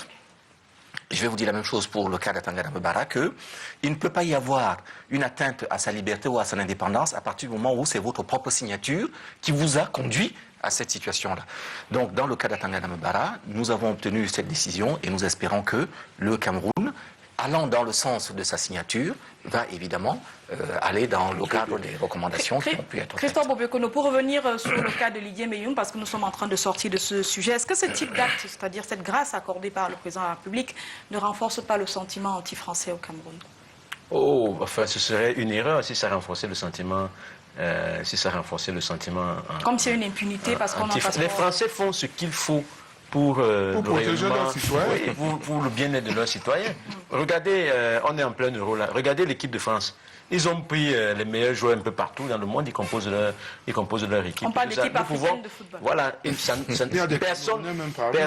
personne ne nous interdit de le faire. Ce n'est pas vers la France que nous devons regarder. Nous devons regarder vers... Oui, nous devons regarder... Donc le problème, c'est le président, le problème, c'est même pas la bénéficiaire. Non, moi, je ne dis pas que le président est le problème. Je dis que les Camerounais sont le problème. Les Camerounais sont le problème. C'est vrai que... François Bikoro tout à l'heure disait il faut qu'on marche, il faut que les gens marchent. Non, qu'on réagisse. Tout à fait. Oui, voilà. Et vous savez très bien que l'administration interdit toute forme même de réflexion. Vous savez que les réunions publiques ne sont pas tolérées. Elles sont encadrées. Je voudrais vous dire en tant que membre de la Commission nationale des droits de l'homme, je vais vous dire quelque chose de grave. Non, ne trahis pas. C'est qu'à Yaoundé, le gouverneur est capable d'appliquer à n'importe quelle personne une mesure qui est prévue seulement pour les grands bandits. Et vous allez voir que régulièrement au GMI, il y a des gens qui sont incarcérés sur la base d'une décision du gouvernement. Il y en a aujourd'hui. À l'heure où on parle, ils sont là. Si vous, les journalistes, vous voulez vérifier, vous pouvez y aller. Une mesure qui est prévue simplement dans le cadre de la loi sur le maintien de l'ordre, qui dit ce n'est qu'en cas de grand banditisme qu'on le fait. Il le fait régulièrement, il dissimule ces décisions-là, c'est-à-dire les concernés ne les reçoivent pas. Donc voilà ces questions. Tout le monde, s'il y avait suffisamment de Camerounais pour dire, mais monsieur le gouverneur, vous ne devez pas le faire, voilà. Tout ça, probablement que le gouverneur ne le fait pas. Donc nous sommes complices, nous aussi, souvent en restant tranquilles. Faustin Dikam, après Michel Thierry à Tangana, Lydien Eyoum, à qui le tour? Il faut libérer tout le monde. Il faut laisser ces choses à qui le tour. Il faut libérer tout le monde. Parce que si vous prenez ces dossiers, moi j'ai eu le privilège comme journaliste de couvrir ces procès depuis le début, depuis leur début. C'est-à-dire il y a une dizaine d'années que ça a commencé, j'étais déjà là. Mais jusqu'à aujourd'hui, quand vous allez au tribunal, vous constatez qu'il y a quoi? On fait une sorte de mise en scène. Les dossiers sont placés sur la table des magistrats, les avocats sont là, ils s'échangent, et puis à une certaine heure, on dit on a suspendu les audiences, et on recommence. Chaque jour, ils viennent, on n'ouvre aucun dossier qui est devant les magistrats. Je vous dis, les dossiers sont là comme ça. Vous voyez? Donc c'est pour vous dire qu'il y a quelque chose qui ne va pas. Il y a quelque chose. Moi, je vous ai dit ici qu'il y a longtemps qu'une grande partie de la presse camerounaise pense que l'opération Épervier est une opération de liquidation politique. Moi, j'ai ce sentiment-là. J'ai ce sentiment-là au regard de la nature des dossiers, du traitement des dossiers. Vous voyez, quand on prend par exemple le dossier d'Atanamebara, qui amène aujourd'hui le groupe de travail de l'ONU à réagir. C'est un scandale judiciaire. Je crois qu'à un moment donné, les maîtres Assira ont dû claquer la porte parce que c'est un véritable scandale judiciaire et ce n'est pas normal. Vous voyez, nous devons savoir respecter nos lois et la loi c'est pour tout le monde. Alors, on prend des ministres, on prend des directeurs généraux, on prend des citoyens, on les jette en prison, ils font des années en prison et on va chercher les preuves de leur culpabilité après, des preuves qu'ils n'arrivent parfois pas à trouver. Je peux vous citer des dizaines de cas où des gens ont fait 15 ans en prison dans notre pays et qu'à la fin, on n'a même pas pu dire ce qu'ils avaient volé. Ils sont malheureusement morts. Madame, oui, Maître moi, je Assira. voulais juste indiquer à la suite de ce qui vient d'être excellemment dit que je pense que on a parlé à un moment donné des états généraux de la justice. Quand le code pénal est intervenu, j'ai vraiment été étonné et déçu parce que je pensais que c'était l'occasion justement d'un grand toilettage. La justice, vous savez que le linge sale se lave en famille. Donc c'était l'occasion de mettre sur le plateau la plupart de ces problèmes. Et moi, je voulais réserver à cette enceinte un certain nombre de réflexions qui vont justement dans ce sens. Je pense qu'il faut une amnistie. On faisait la distinction tout à l'heure entre l'amnistie et la grâce. Vous me demandiez de préciser. La grâce a ceci de particulier qu'elle touche la condamnation seulement dans son exécution. Elle ne l'efface pas. Donc, toutes les conséquences de la condamnation, mis à part reste tout à fait le paiement des amendes, le paiement des dommages d'intérêt, etc. En revanche, l'amnistie a cette conséquence particulière qu'elle touche la condamnation dans son existence même. Donc, par conséquent, le fait qu'il y avait autrefois le caractère d'une infraction cesse d'être infractionnel et donc par conséquent la peine qui était attachée cesse exécution si elle a commencé à être exécutée. Donc je pense qu'il faut qu'on réfléchisse à cela. L'opération Épervier comporte tellement de vices.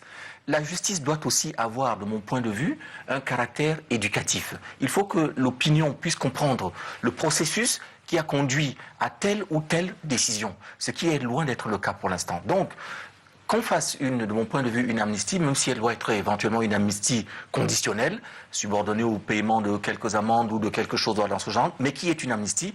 Mais alors, à côté de ça, qu'on remette tout à plat, qu'on oblige, qu'on essaye de faire une orthodoxie dans la gestion des fonds, parce que les lois existent aujourd'hui, c'est seulement leur application qui doit pouvoir être améliorée. François Bikoro, on remet tout à plat, on ouvre les prisons et on reprend tout. Première chose, on sort de la mouvance électorale permanente dans laquelle le Cameroun se trouve depuis 1990.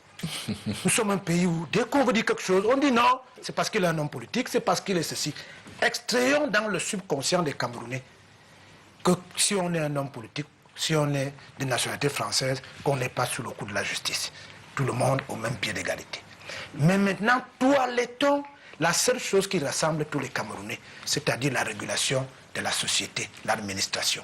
Et donnons un sens à la lutte contre la corruption en démultipliant les instances de lutte contre la corruption, mais surtout en se souvenant toujours que le ministre Atanamebara qui est en prison a certainement fait des actes de corruption avec un homme d'affaires qui, lui, c'est la coule douce au quartier tranquillement. Quand on arrête le corrompu et on oublie qu'il y a un corrupteur, il y a un réel problème.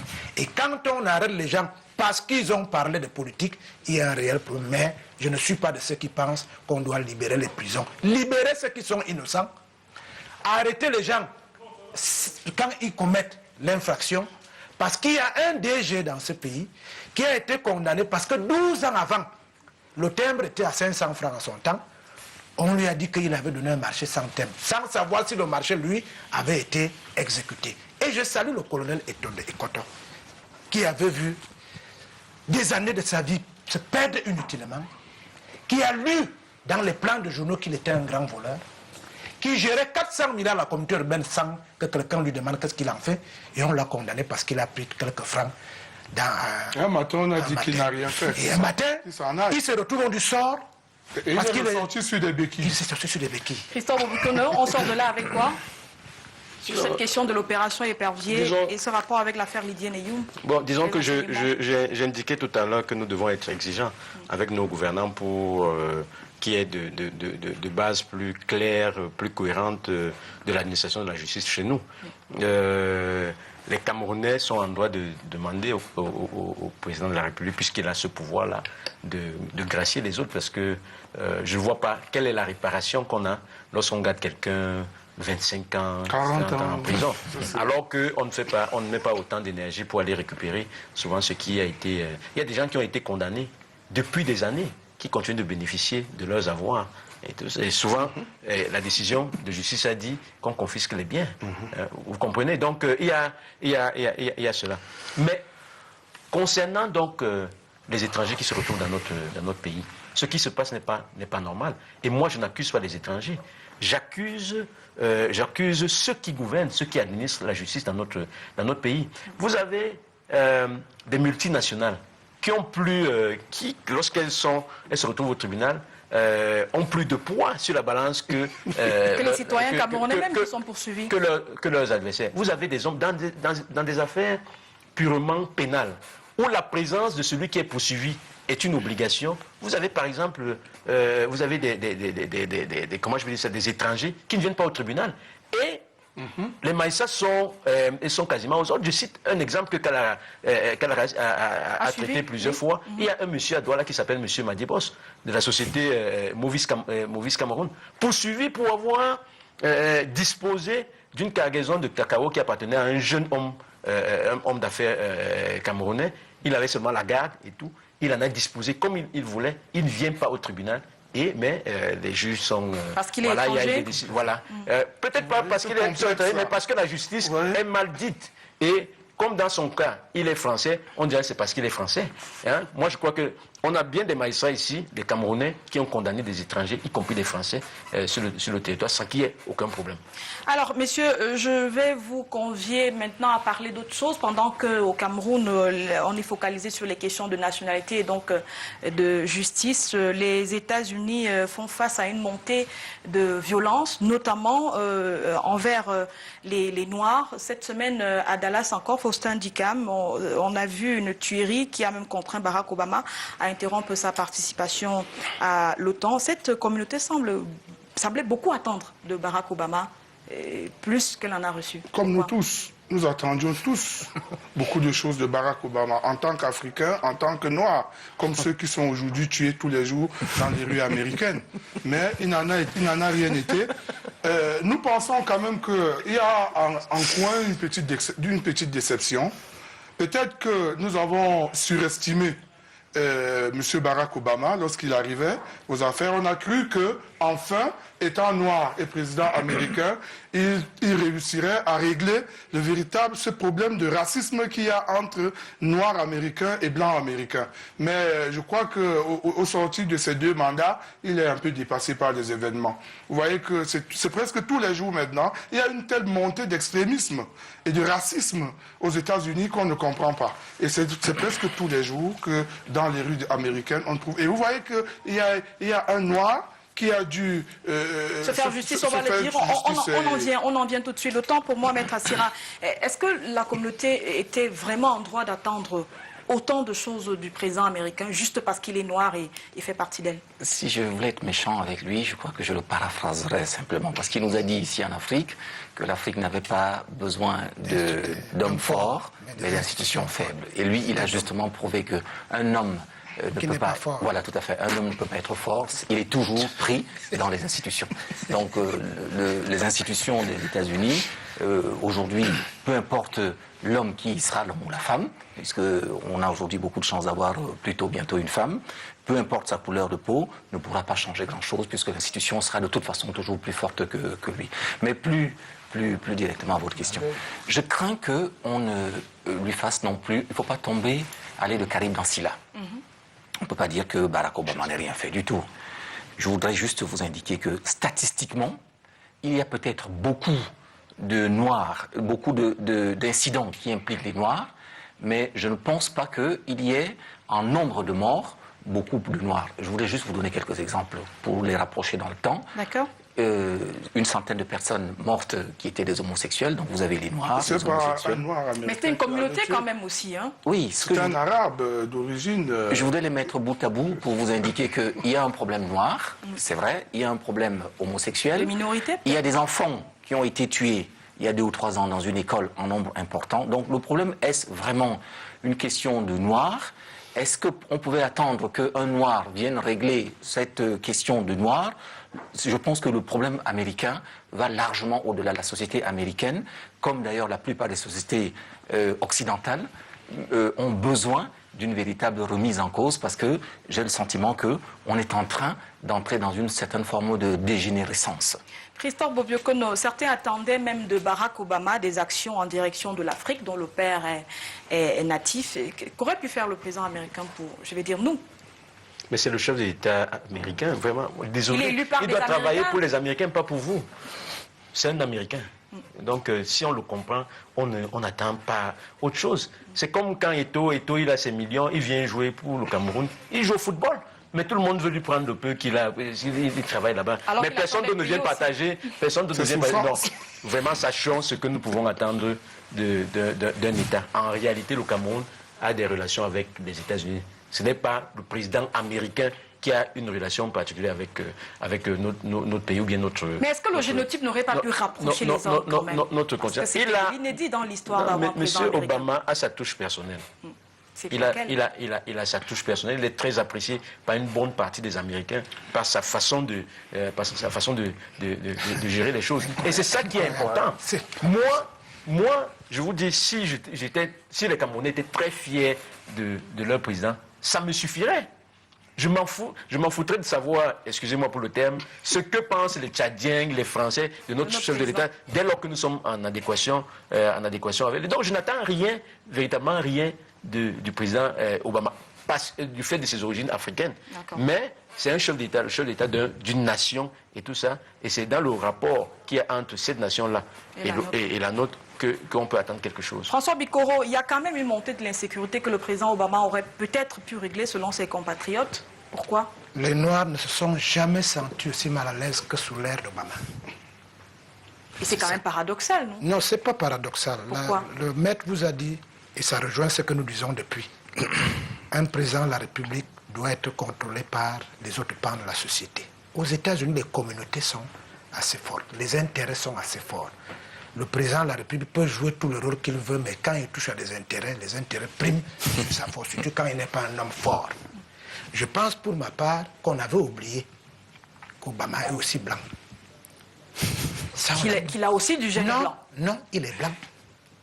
Il est noir, il n'est ni noir, ni blanc. Et dans ses premiers gestes, il avait été clair. Il est président des États-Unis d'Amérique. Et pendant son magistère, on lui a donné un code de conduite. La seule fois où il a failli penser à ses communautés, c'est-à-dire avec l'histoire de l'assurance, assurance maladie. Voilà. Vous avez vu que les intérêts lui Obamacare. Ça ne fait pas partie de ce pourquoi on t'a placé là. Maintenant, ce qui gêne, c'est la mollesse avec laquelle, chaque fois qu'un noir tombe pour rien, il est prisonnier des valeurs de démocratie, de justice qu'il prône à travers le monde entier, mais qu'il est incapable d'implémenter dans son propre pays. Quand un noir tombe, avec des images... Mais un chef d'État n'agit pas avec émotion. Lorsque un citoyen est tué, il faut toujours voir l'affaire dans sa globalité. Nous voulons discuter du cas Lydiane Eyoum. N'utilisons pas des clichés. Et en l'occurrence, en ce moment-ci, c'est un noir, un ancien militaire, qui a tué des policiers. Et c'est ça qui fait débat aujourd'hui. Je voulais terminer. C'est le prétexte de débat. Donc, François Bicolo ça serait une bonne chose. Je crois que nous sommes des communicateurs. Nous savons très bien comment on communique sur le noir qui a tué les blancs. On peut reprendre les cassettes pour voir comment on a communiqué. Donc Obama lui-même, quand un policier, un enfant bambin qui jouait, a été touché.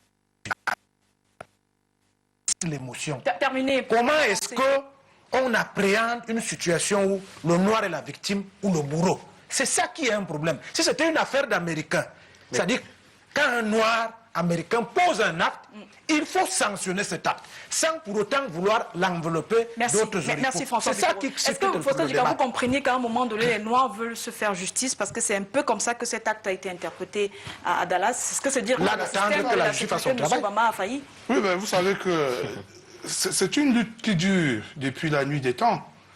Je viens de finir la lecture d'un très bon livre de Barack Obama, justement, L'audace d'espérer. Dans L'audace d'espérer, qu'est-ce qu'il dit dans ses propos liminaires?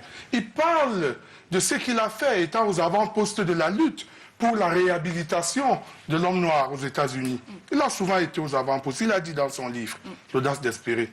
Alors, ce qui est un peu, peut-être décevant, j'avoue, il est président de la République, c'est vrai, il n'est pas le président des Noirs, c'est aussi vrai, mais sauf que, qu'on soit blanc ou noir, un président de la République devrait défendre les intérêts communs.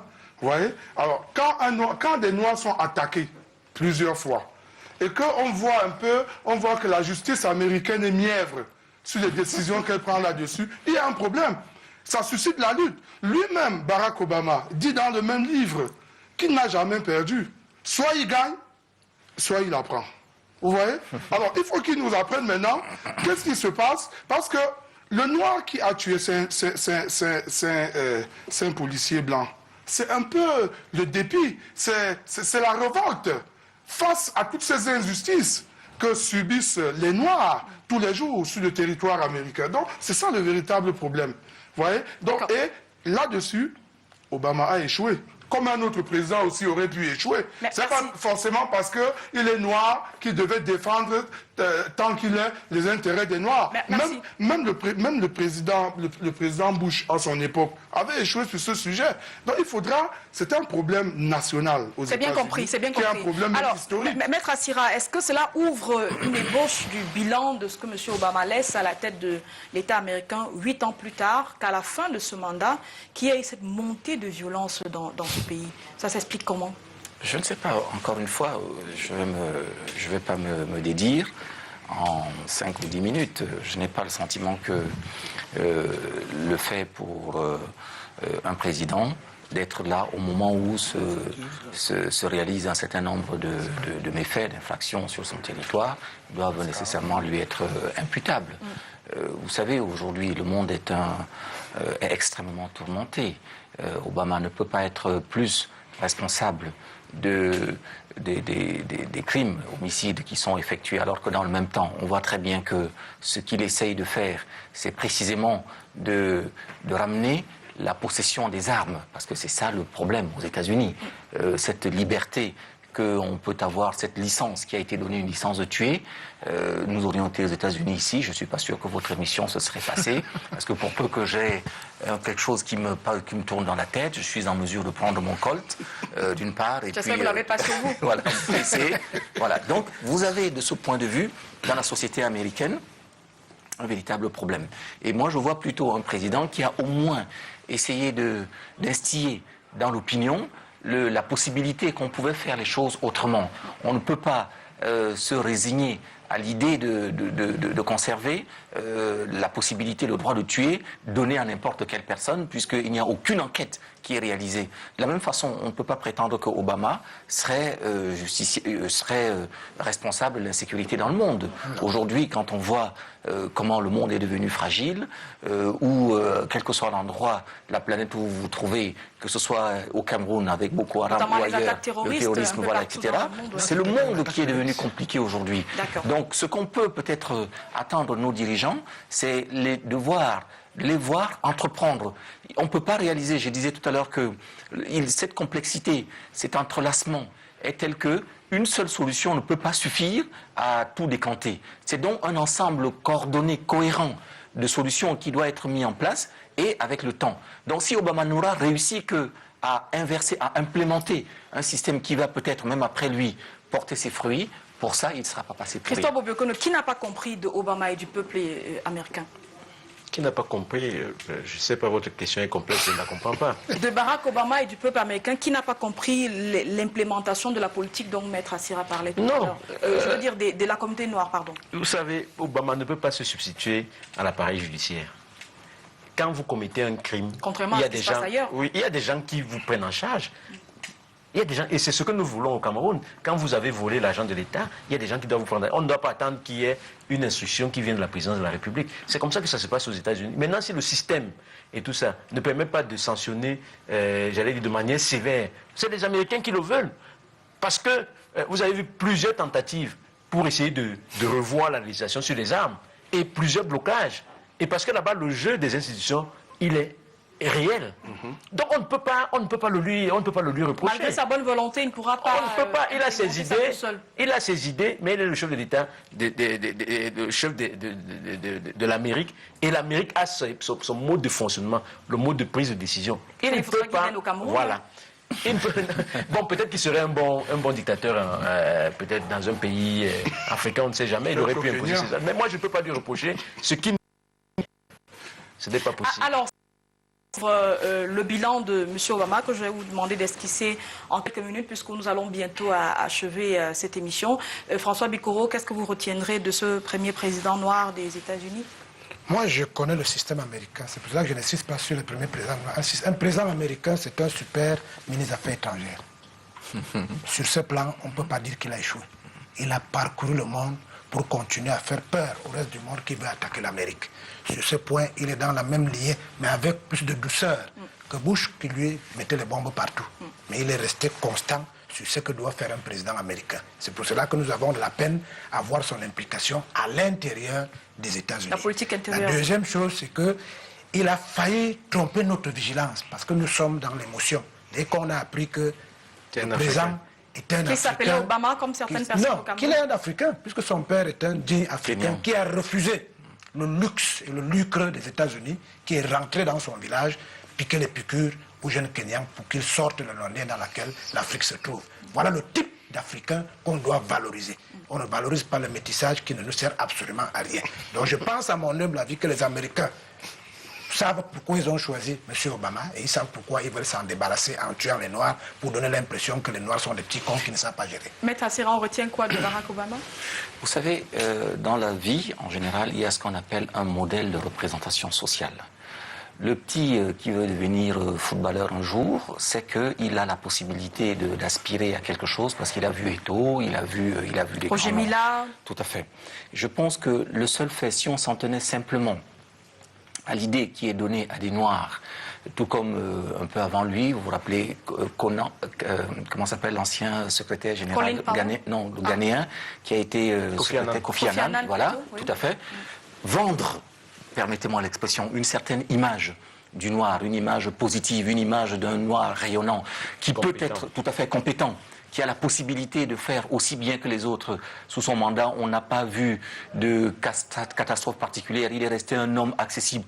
Moi, tout à fait. Je vous assure que pour moi, évidemment, la folie d'il y a 8 ans va retomber, mais ça appartient à tout. Même dans les mariages, on continue à aimer nos conjoints 20 ans après, mais pourtant, le jour où on se mariait, on était pratiquement... voilà. Mais, même si tous les jours, on n'a plus exactement la même passion, je pense que c'est tout à fait normal que le temps finisse un peu par user tout cet enthousiasme-là. Mais je vous assure que le bilan, pour moi, qui suis un noir, pour les noirs qui ont envie d'être dans le monde, de trouver leur place, où on en a essayé de nous la renier en estimant que nous n'étions jamais rentrés dans l'histoire, je pense que Barack Obama resitue le noir dans l'histoire, et pour moi, c'est beaucoup. Oui, je crois que c'est un bilan globalement positif. Vous savez, l'Amérique, c'est un pays extrêmement complexe. Arriver à faire ce qu'il a fait pendant, je crois, 8 ans, c'était pas donné dès le départ. Encore qu'il arrivait, il n'avait pas les faveurs des pronostics, comme on dirait en sport. Il disait, bon, c'était un noir, oui, l'ancien avocat, sénateur de l'Illinois, oui. Il est avocat aussi. Oui, les avocats, c'est partout.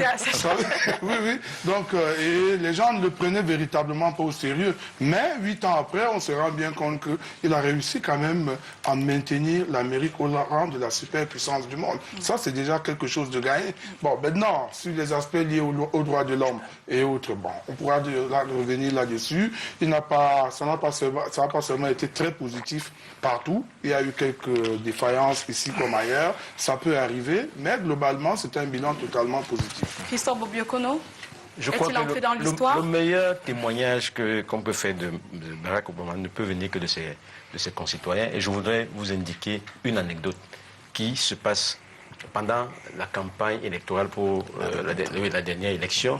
Il y a une catastrophe naturelle. Il suspend la campagne. Il va gérer la catastrophe naturelle et tout. Et dans cet état-là où a eu lieu la catastrophe naturelle, le gouverneur prend la parole, qui était républicain, qui était l'un des plus farouches opposants à M. Obama, et il dit qu'il est fier d'être dans un pays qui est gouverné par Barack Obama. Et il y a donc un sentiment de grande compétence qui se dégage autour d'Obama. Quand vous avez été aux États-Unis, j'ai bénéficié d'un voyage pour le suivi des élections là-bas pendant 6 semaines. Il y a ce sentiment de grande compétence qu'on lui reconnaît. C'est quelqu'un qui maîtrise ses dossiers. C'est quelqu'un qui a donc, si je me retournais, je regardais ma peau.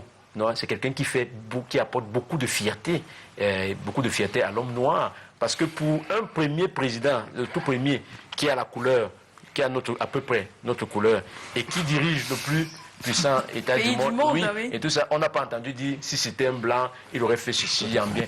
Au contraire, tout en restant ferme sur les intérêts américains, il a porté, comme François Bicot le disait, beaucoup de douceur et tout. Et la preuve, il a eu un prix Nobel de la paix assez précoce de mon point de vue. Oui. Mais ça n'a pas empêché, quand il a fallu qu'il envoie l'armée américaine aller tuer Ben Laden là où il se trouvait et tout, on a vu un Américain qui ne transige pas avec ces choses. Juste pour terminer. Donc c'est quelqu'un qui a bien assumé son mandat, mais il a assumé pour les Américains, pas pour les Africains, et nous avions tort d'attendre beaucoup de choses. Je reviens à vous, François Bicot, par la question. Qui de Donald Trump et d'Hillary Clinton peut mieux assurer les intérêts des Noirs? Je voudrais d'abord préciser qu'Obama a réussi parce qu'il n'avait pas le genre d'administratif que nous avons ici au Cameroun. Ça, il faut le dire. C'est des gens qui aiment leur pays, qui ne cachent pas les dossiers, qui ne demandent pas d'argent.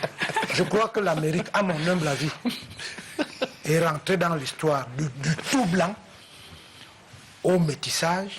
Et je crois que je suis de ceux qui pensent qu'on fait aller au tout genre.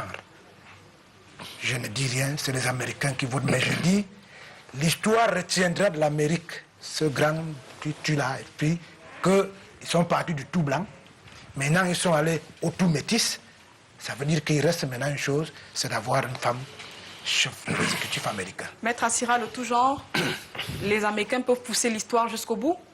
C'est-à-dire après un noir, faire élire. Oh oui, moi vous savez, déjà d'une façon globale, la plupart des Africains ont le cœur à gauche, comme vous le savez. Et dans le combat entre les républicains et les démocrates, on pense plutôt que le parti démocrate est situé à gauche dans l'échiquier politique en général. Donc naturellement, je suis pour le candidat démocrate, comme je serai dans le monde entier, pour le candidat qui représentera les valeurs de tolérance, d'indulgence, voilà, dans tout le monde entier. Et donc, en l'occurrence, il se trouve que j'aurais été de toute façon pour le candidat démocrate. Et c'est une femme. je vous assure que moi, je rêve de voir une femme aux affaires. Même ici au Cameroun. Mais bien entendu, Oui. le monde a été dirigé jusqu'à présent par les messieurs. On a vu à quoi ça nous a conduit, avec des guerres, des catastrophes, etc. Donc, je ne dis pas qu'elles vont être meilleures, mais donnons une chance. Essayons de voir. Tout à fait, de voir autre chose. Donc, de ce point de vue, je vous assure que je suis à fond. C'est une démocrate, c'est une femme. Dans un grand pays, on va essayer de voir de la même façon que par la touche particulière de Barack Obama, je pense que la touche particulière de la femme va certainement nous apporter un espoir nouveau. Moi, je vous assure que je l'appelle de premier.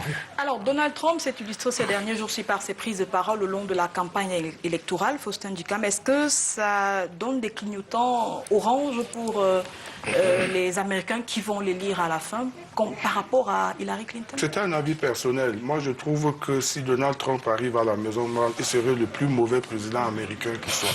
Parce qu'il est réactionnaire, il est... Par son point de vue sur les Noirs, par exemple? Voilà, il est un très mauvais point de vue sur les Noirs. Il est raciste. Vraiment, il a souvent dit lui-même, plutôt des Noirs et des Blancs, et en fait, ce qu'il voulait. Je dis au président pour les élèves. Par contre, Madame Clinton est la meilleure chose qu'on puisse espérer. Et même pour le monde entier, pour qu'on voit une femme niveau de responsabilité. On essaie de voir et de vivre sa vivant au XXIe siècle. Comment un pays aussi grand? Il ne s'agit pas de n'importe quelle dame. Elle a été secrétaire d'État américaine. Secrétaire d'État américaine, c'est à peu près aux États-Unis. C'est même plus puissant. C'est ministre des Affaires étrangères.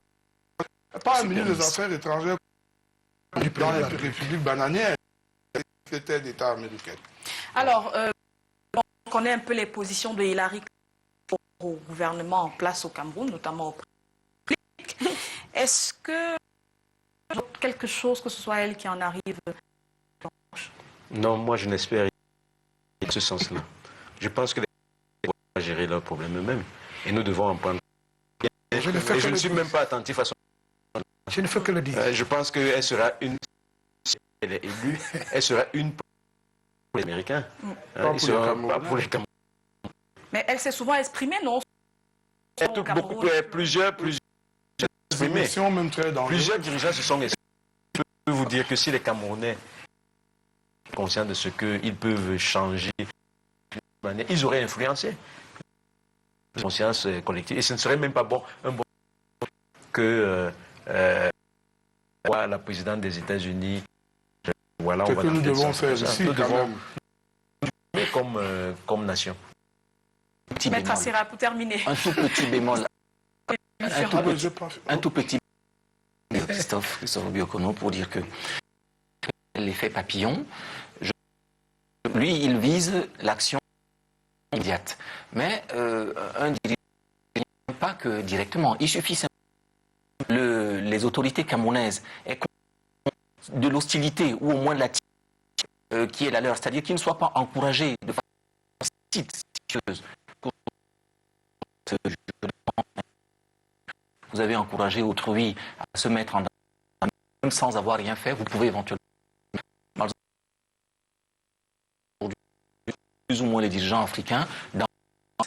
Or, la seule animosité prétendue d'un président peut vu constituer de la part des autorités et peut-être au moins réduire la pension de la nuisance. C'est le seul qu'on peut espérer quelque chose de syndicat. Je vous rendre hommage à vous, Carole Yémélon, ce que vous avez fait jusqu'ici, ce que vous avez fait pour cette émission. Du tout, parce que peut-être que le Sanfa, c'est la dernière émission de présent. Je l'ai annoncé déjà. Voilà. C'est vrai, les bonnes choses ne durent pas souvent. C'est pas notre profession. Chaque fois que ça on regarde ailleurs, on va... Chance qui est la mienne. C'est la chance d'avoir été invité à un moment où, comme il a écrit, vous irradiez Je vous souhaite bon vent dans votre nouveau défi qui certainement sera mieux pour notre pays. Merci à Je vous, voudrais merci aussi pour dire à tous tous vos les hommes encouragements. politiques qui s'empressent toujours d'aller en France ou aux États-Unis pour aller chercher je ne sais quelle onction, avec Hillary Clinton, ce ne sera pas le cas parce que le peuple camerounais avec nous a pris conscience que personne ne doit plus nous donner des injonctions pour diriger ce pays ou pour faire ce qui est bien pour nous. Merci François Bikoro, merci Bonne à chance vous dans vos pour nouvelles fonctions. tous Dans vos vos prochaines encouragements et je vous suggère de faire pareil avec, et même mieux avec Bouba Ngomna qui sera donc là dorénavant, que vous retrouverez. Et ceci, dès la semaine prochaine, je vais vers de nouveaux horizons, vous l'avez dit, mais c'est avec le même plaisir que je vous retrouverai sur les antennes de Canal 2 International dans les jours qui viennent. Bon dimanche à vous. Je vais terminer peut-être vraiment par vous dire que ce soir, c'est vrai qu'on regardera bien sûr l'arène sur Canal 2 International. Martin Yono a accepté de descendre dans l'arène avec tout ce que vous savez comme actualité autour de ce député présenté comme frondeur dans les rangs du Rassemblement démocratique du peuple camerounais. Christophe Obiokono voudrait bien le contredire. Rodrigue Tanguay est là. Moi aussi, hein, Il parce vous que je écoute. le connais, Mais bien sûr, on regardera aussi la finale de la Coupe d'Europe de football. Certains ont vite dit que c'est une équipe africaine qui joue contre le Portugal. Pronostic, monsieur, rapidement pour sortir, François Bikoro. Je suis de ceux qui pensent que la France doit gagner sa coupe. Je ne donne pas autre chose que ça. Vous voyez qu'on dit toujours que je suis anti-français. Christophe Obiokono. Je suis pour que l'équipe la plus africaine du championnat d'Europe des Nations gagne. Comme ça, Umtiti rentrera quand même avec un trophée au Cameroun. Oh, je ne souhaite pas beaucoup de lui, puisque enfin, il aurait pu rentrer sans trophée pour jouer dans l'équipe nationale du Cameroun. Mais au moins, on a ce plaisir à voir des gens qui ont... On n'est pas raciste, hein, mais on a ce plaisir-là. Maître Assira. Écoutez, je pense que vous pouvez deviner vous-même. Je pense que la France m'a Je crois que vous êtes français aussi. Hein. La France m'a donné mes diplômes, ma connaissance de la vie, mes enfants. Enfin, beaucoup de choses sont liées à ce pays et je ne peux pas faire autre chose. Et puis, comme l'a dit Christophe, il y a également la dimension affective. On s'identifiera certainement plus facilement au vainqueur s'il était français que s'il était ailleurs. À fond la France. Nous avons parlé de justice sur ce plateau aujourd'hui. Si la France gagne, ce ne serait que justice. Moi, j'aime la France et vous avez vu tout ce que cette équipe a donné au courant de cette Sauf quand il s'ingère dans les questions politiques camerounaises. Oh ben oui, là c'est un autre débat. Mais nous aimons la France et nous voulons que la France gagne ce soir. En tout cas, moi, je veux que la France gagne. Merci à vous, messieurs. Bon dimanche sur Canal 2 International. N'oubliez pas le rendez-vous de l'arène ce soir après le journal de 20h. C'est sur votre antenne, toujours plus près de vous. Au revoir.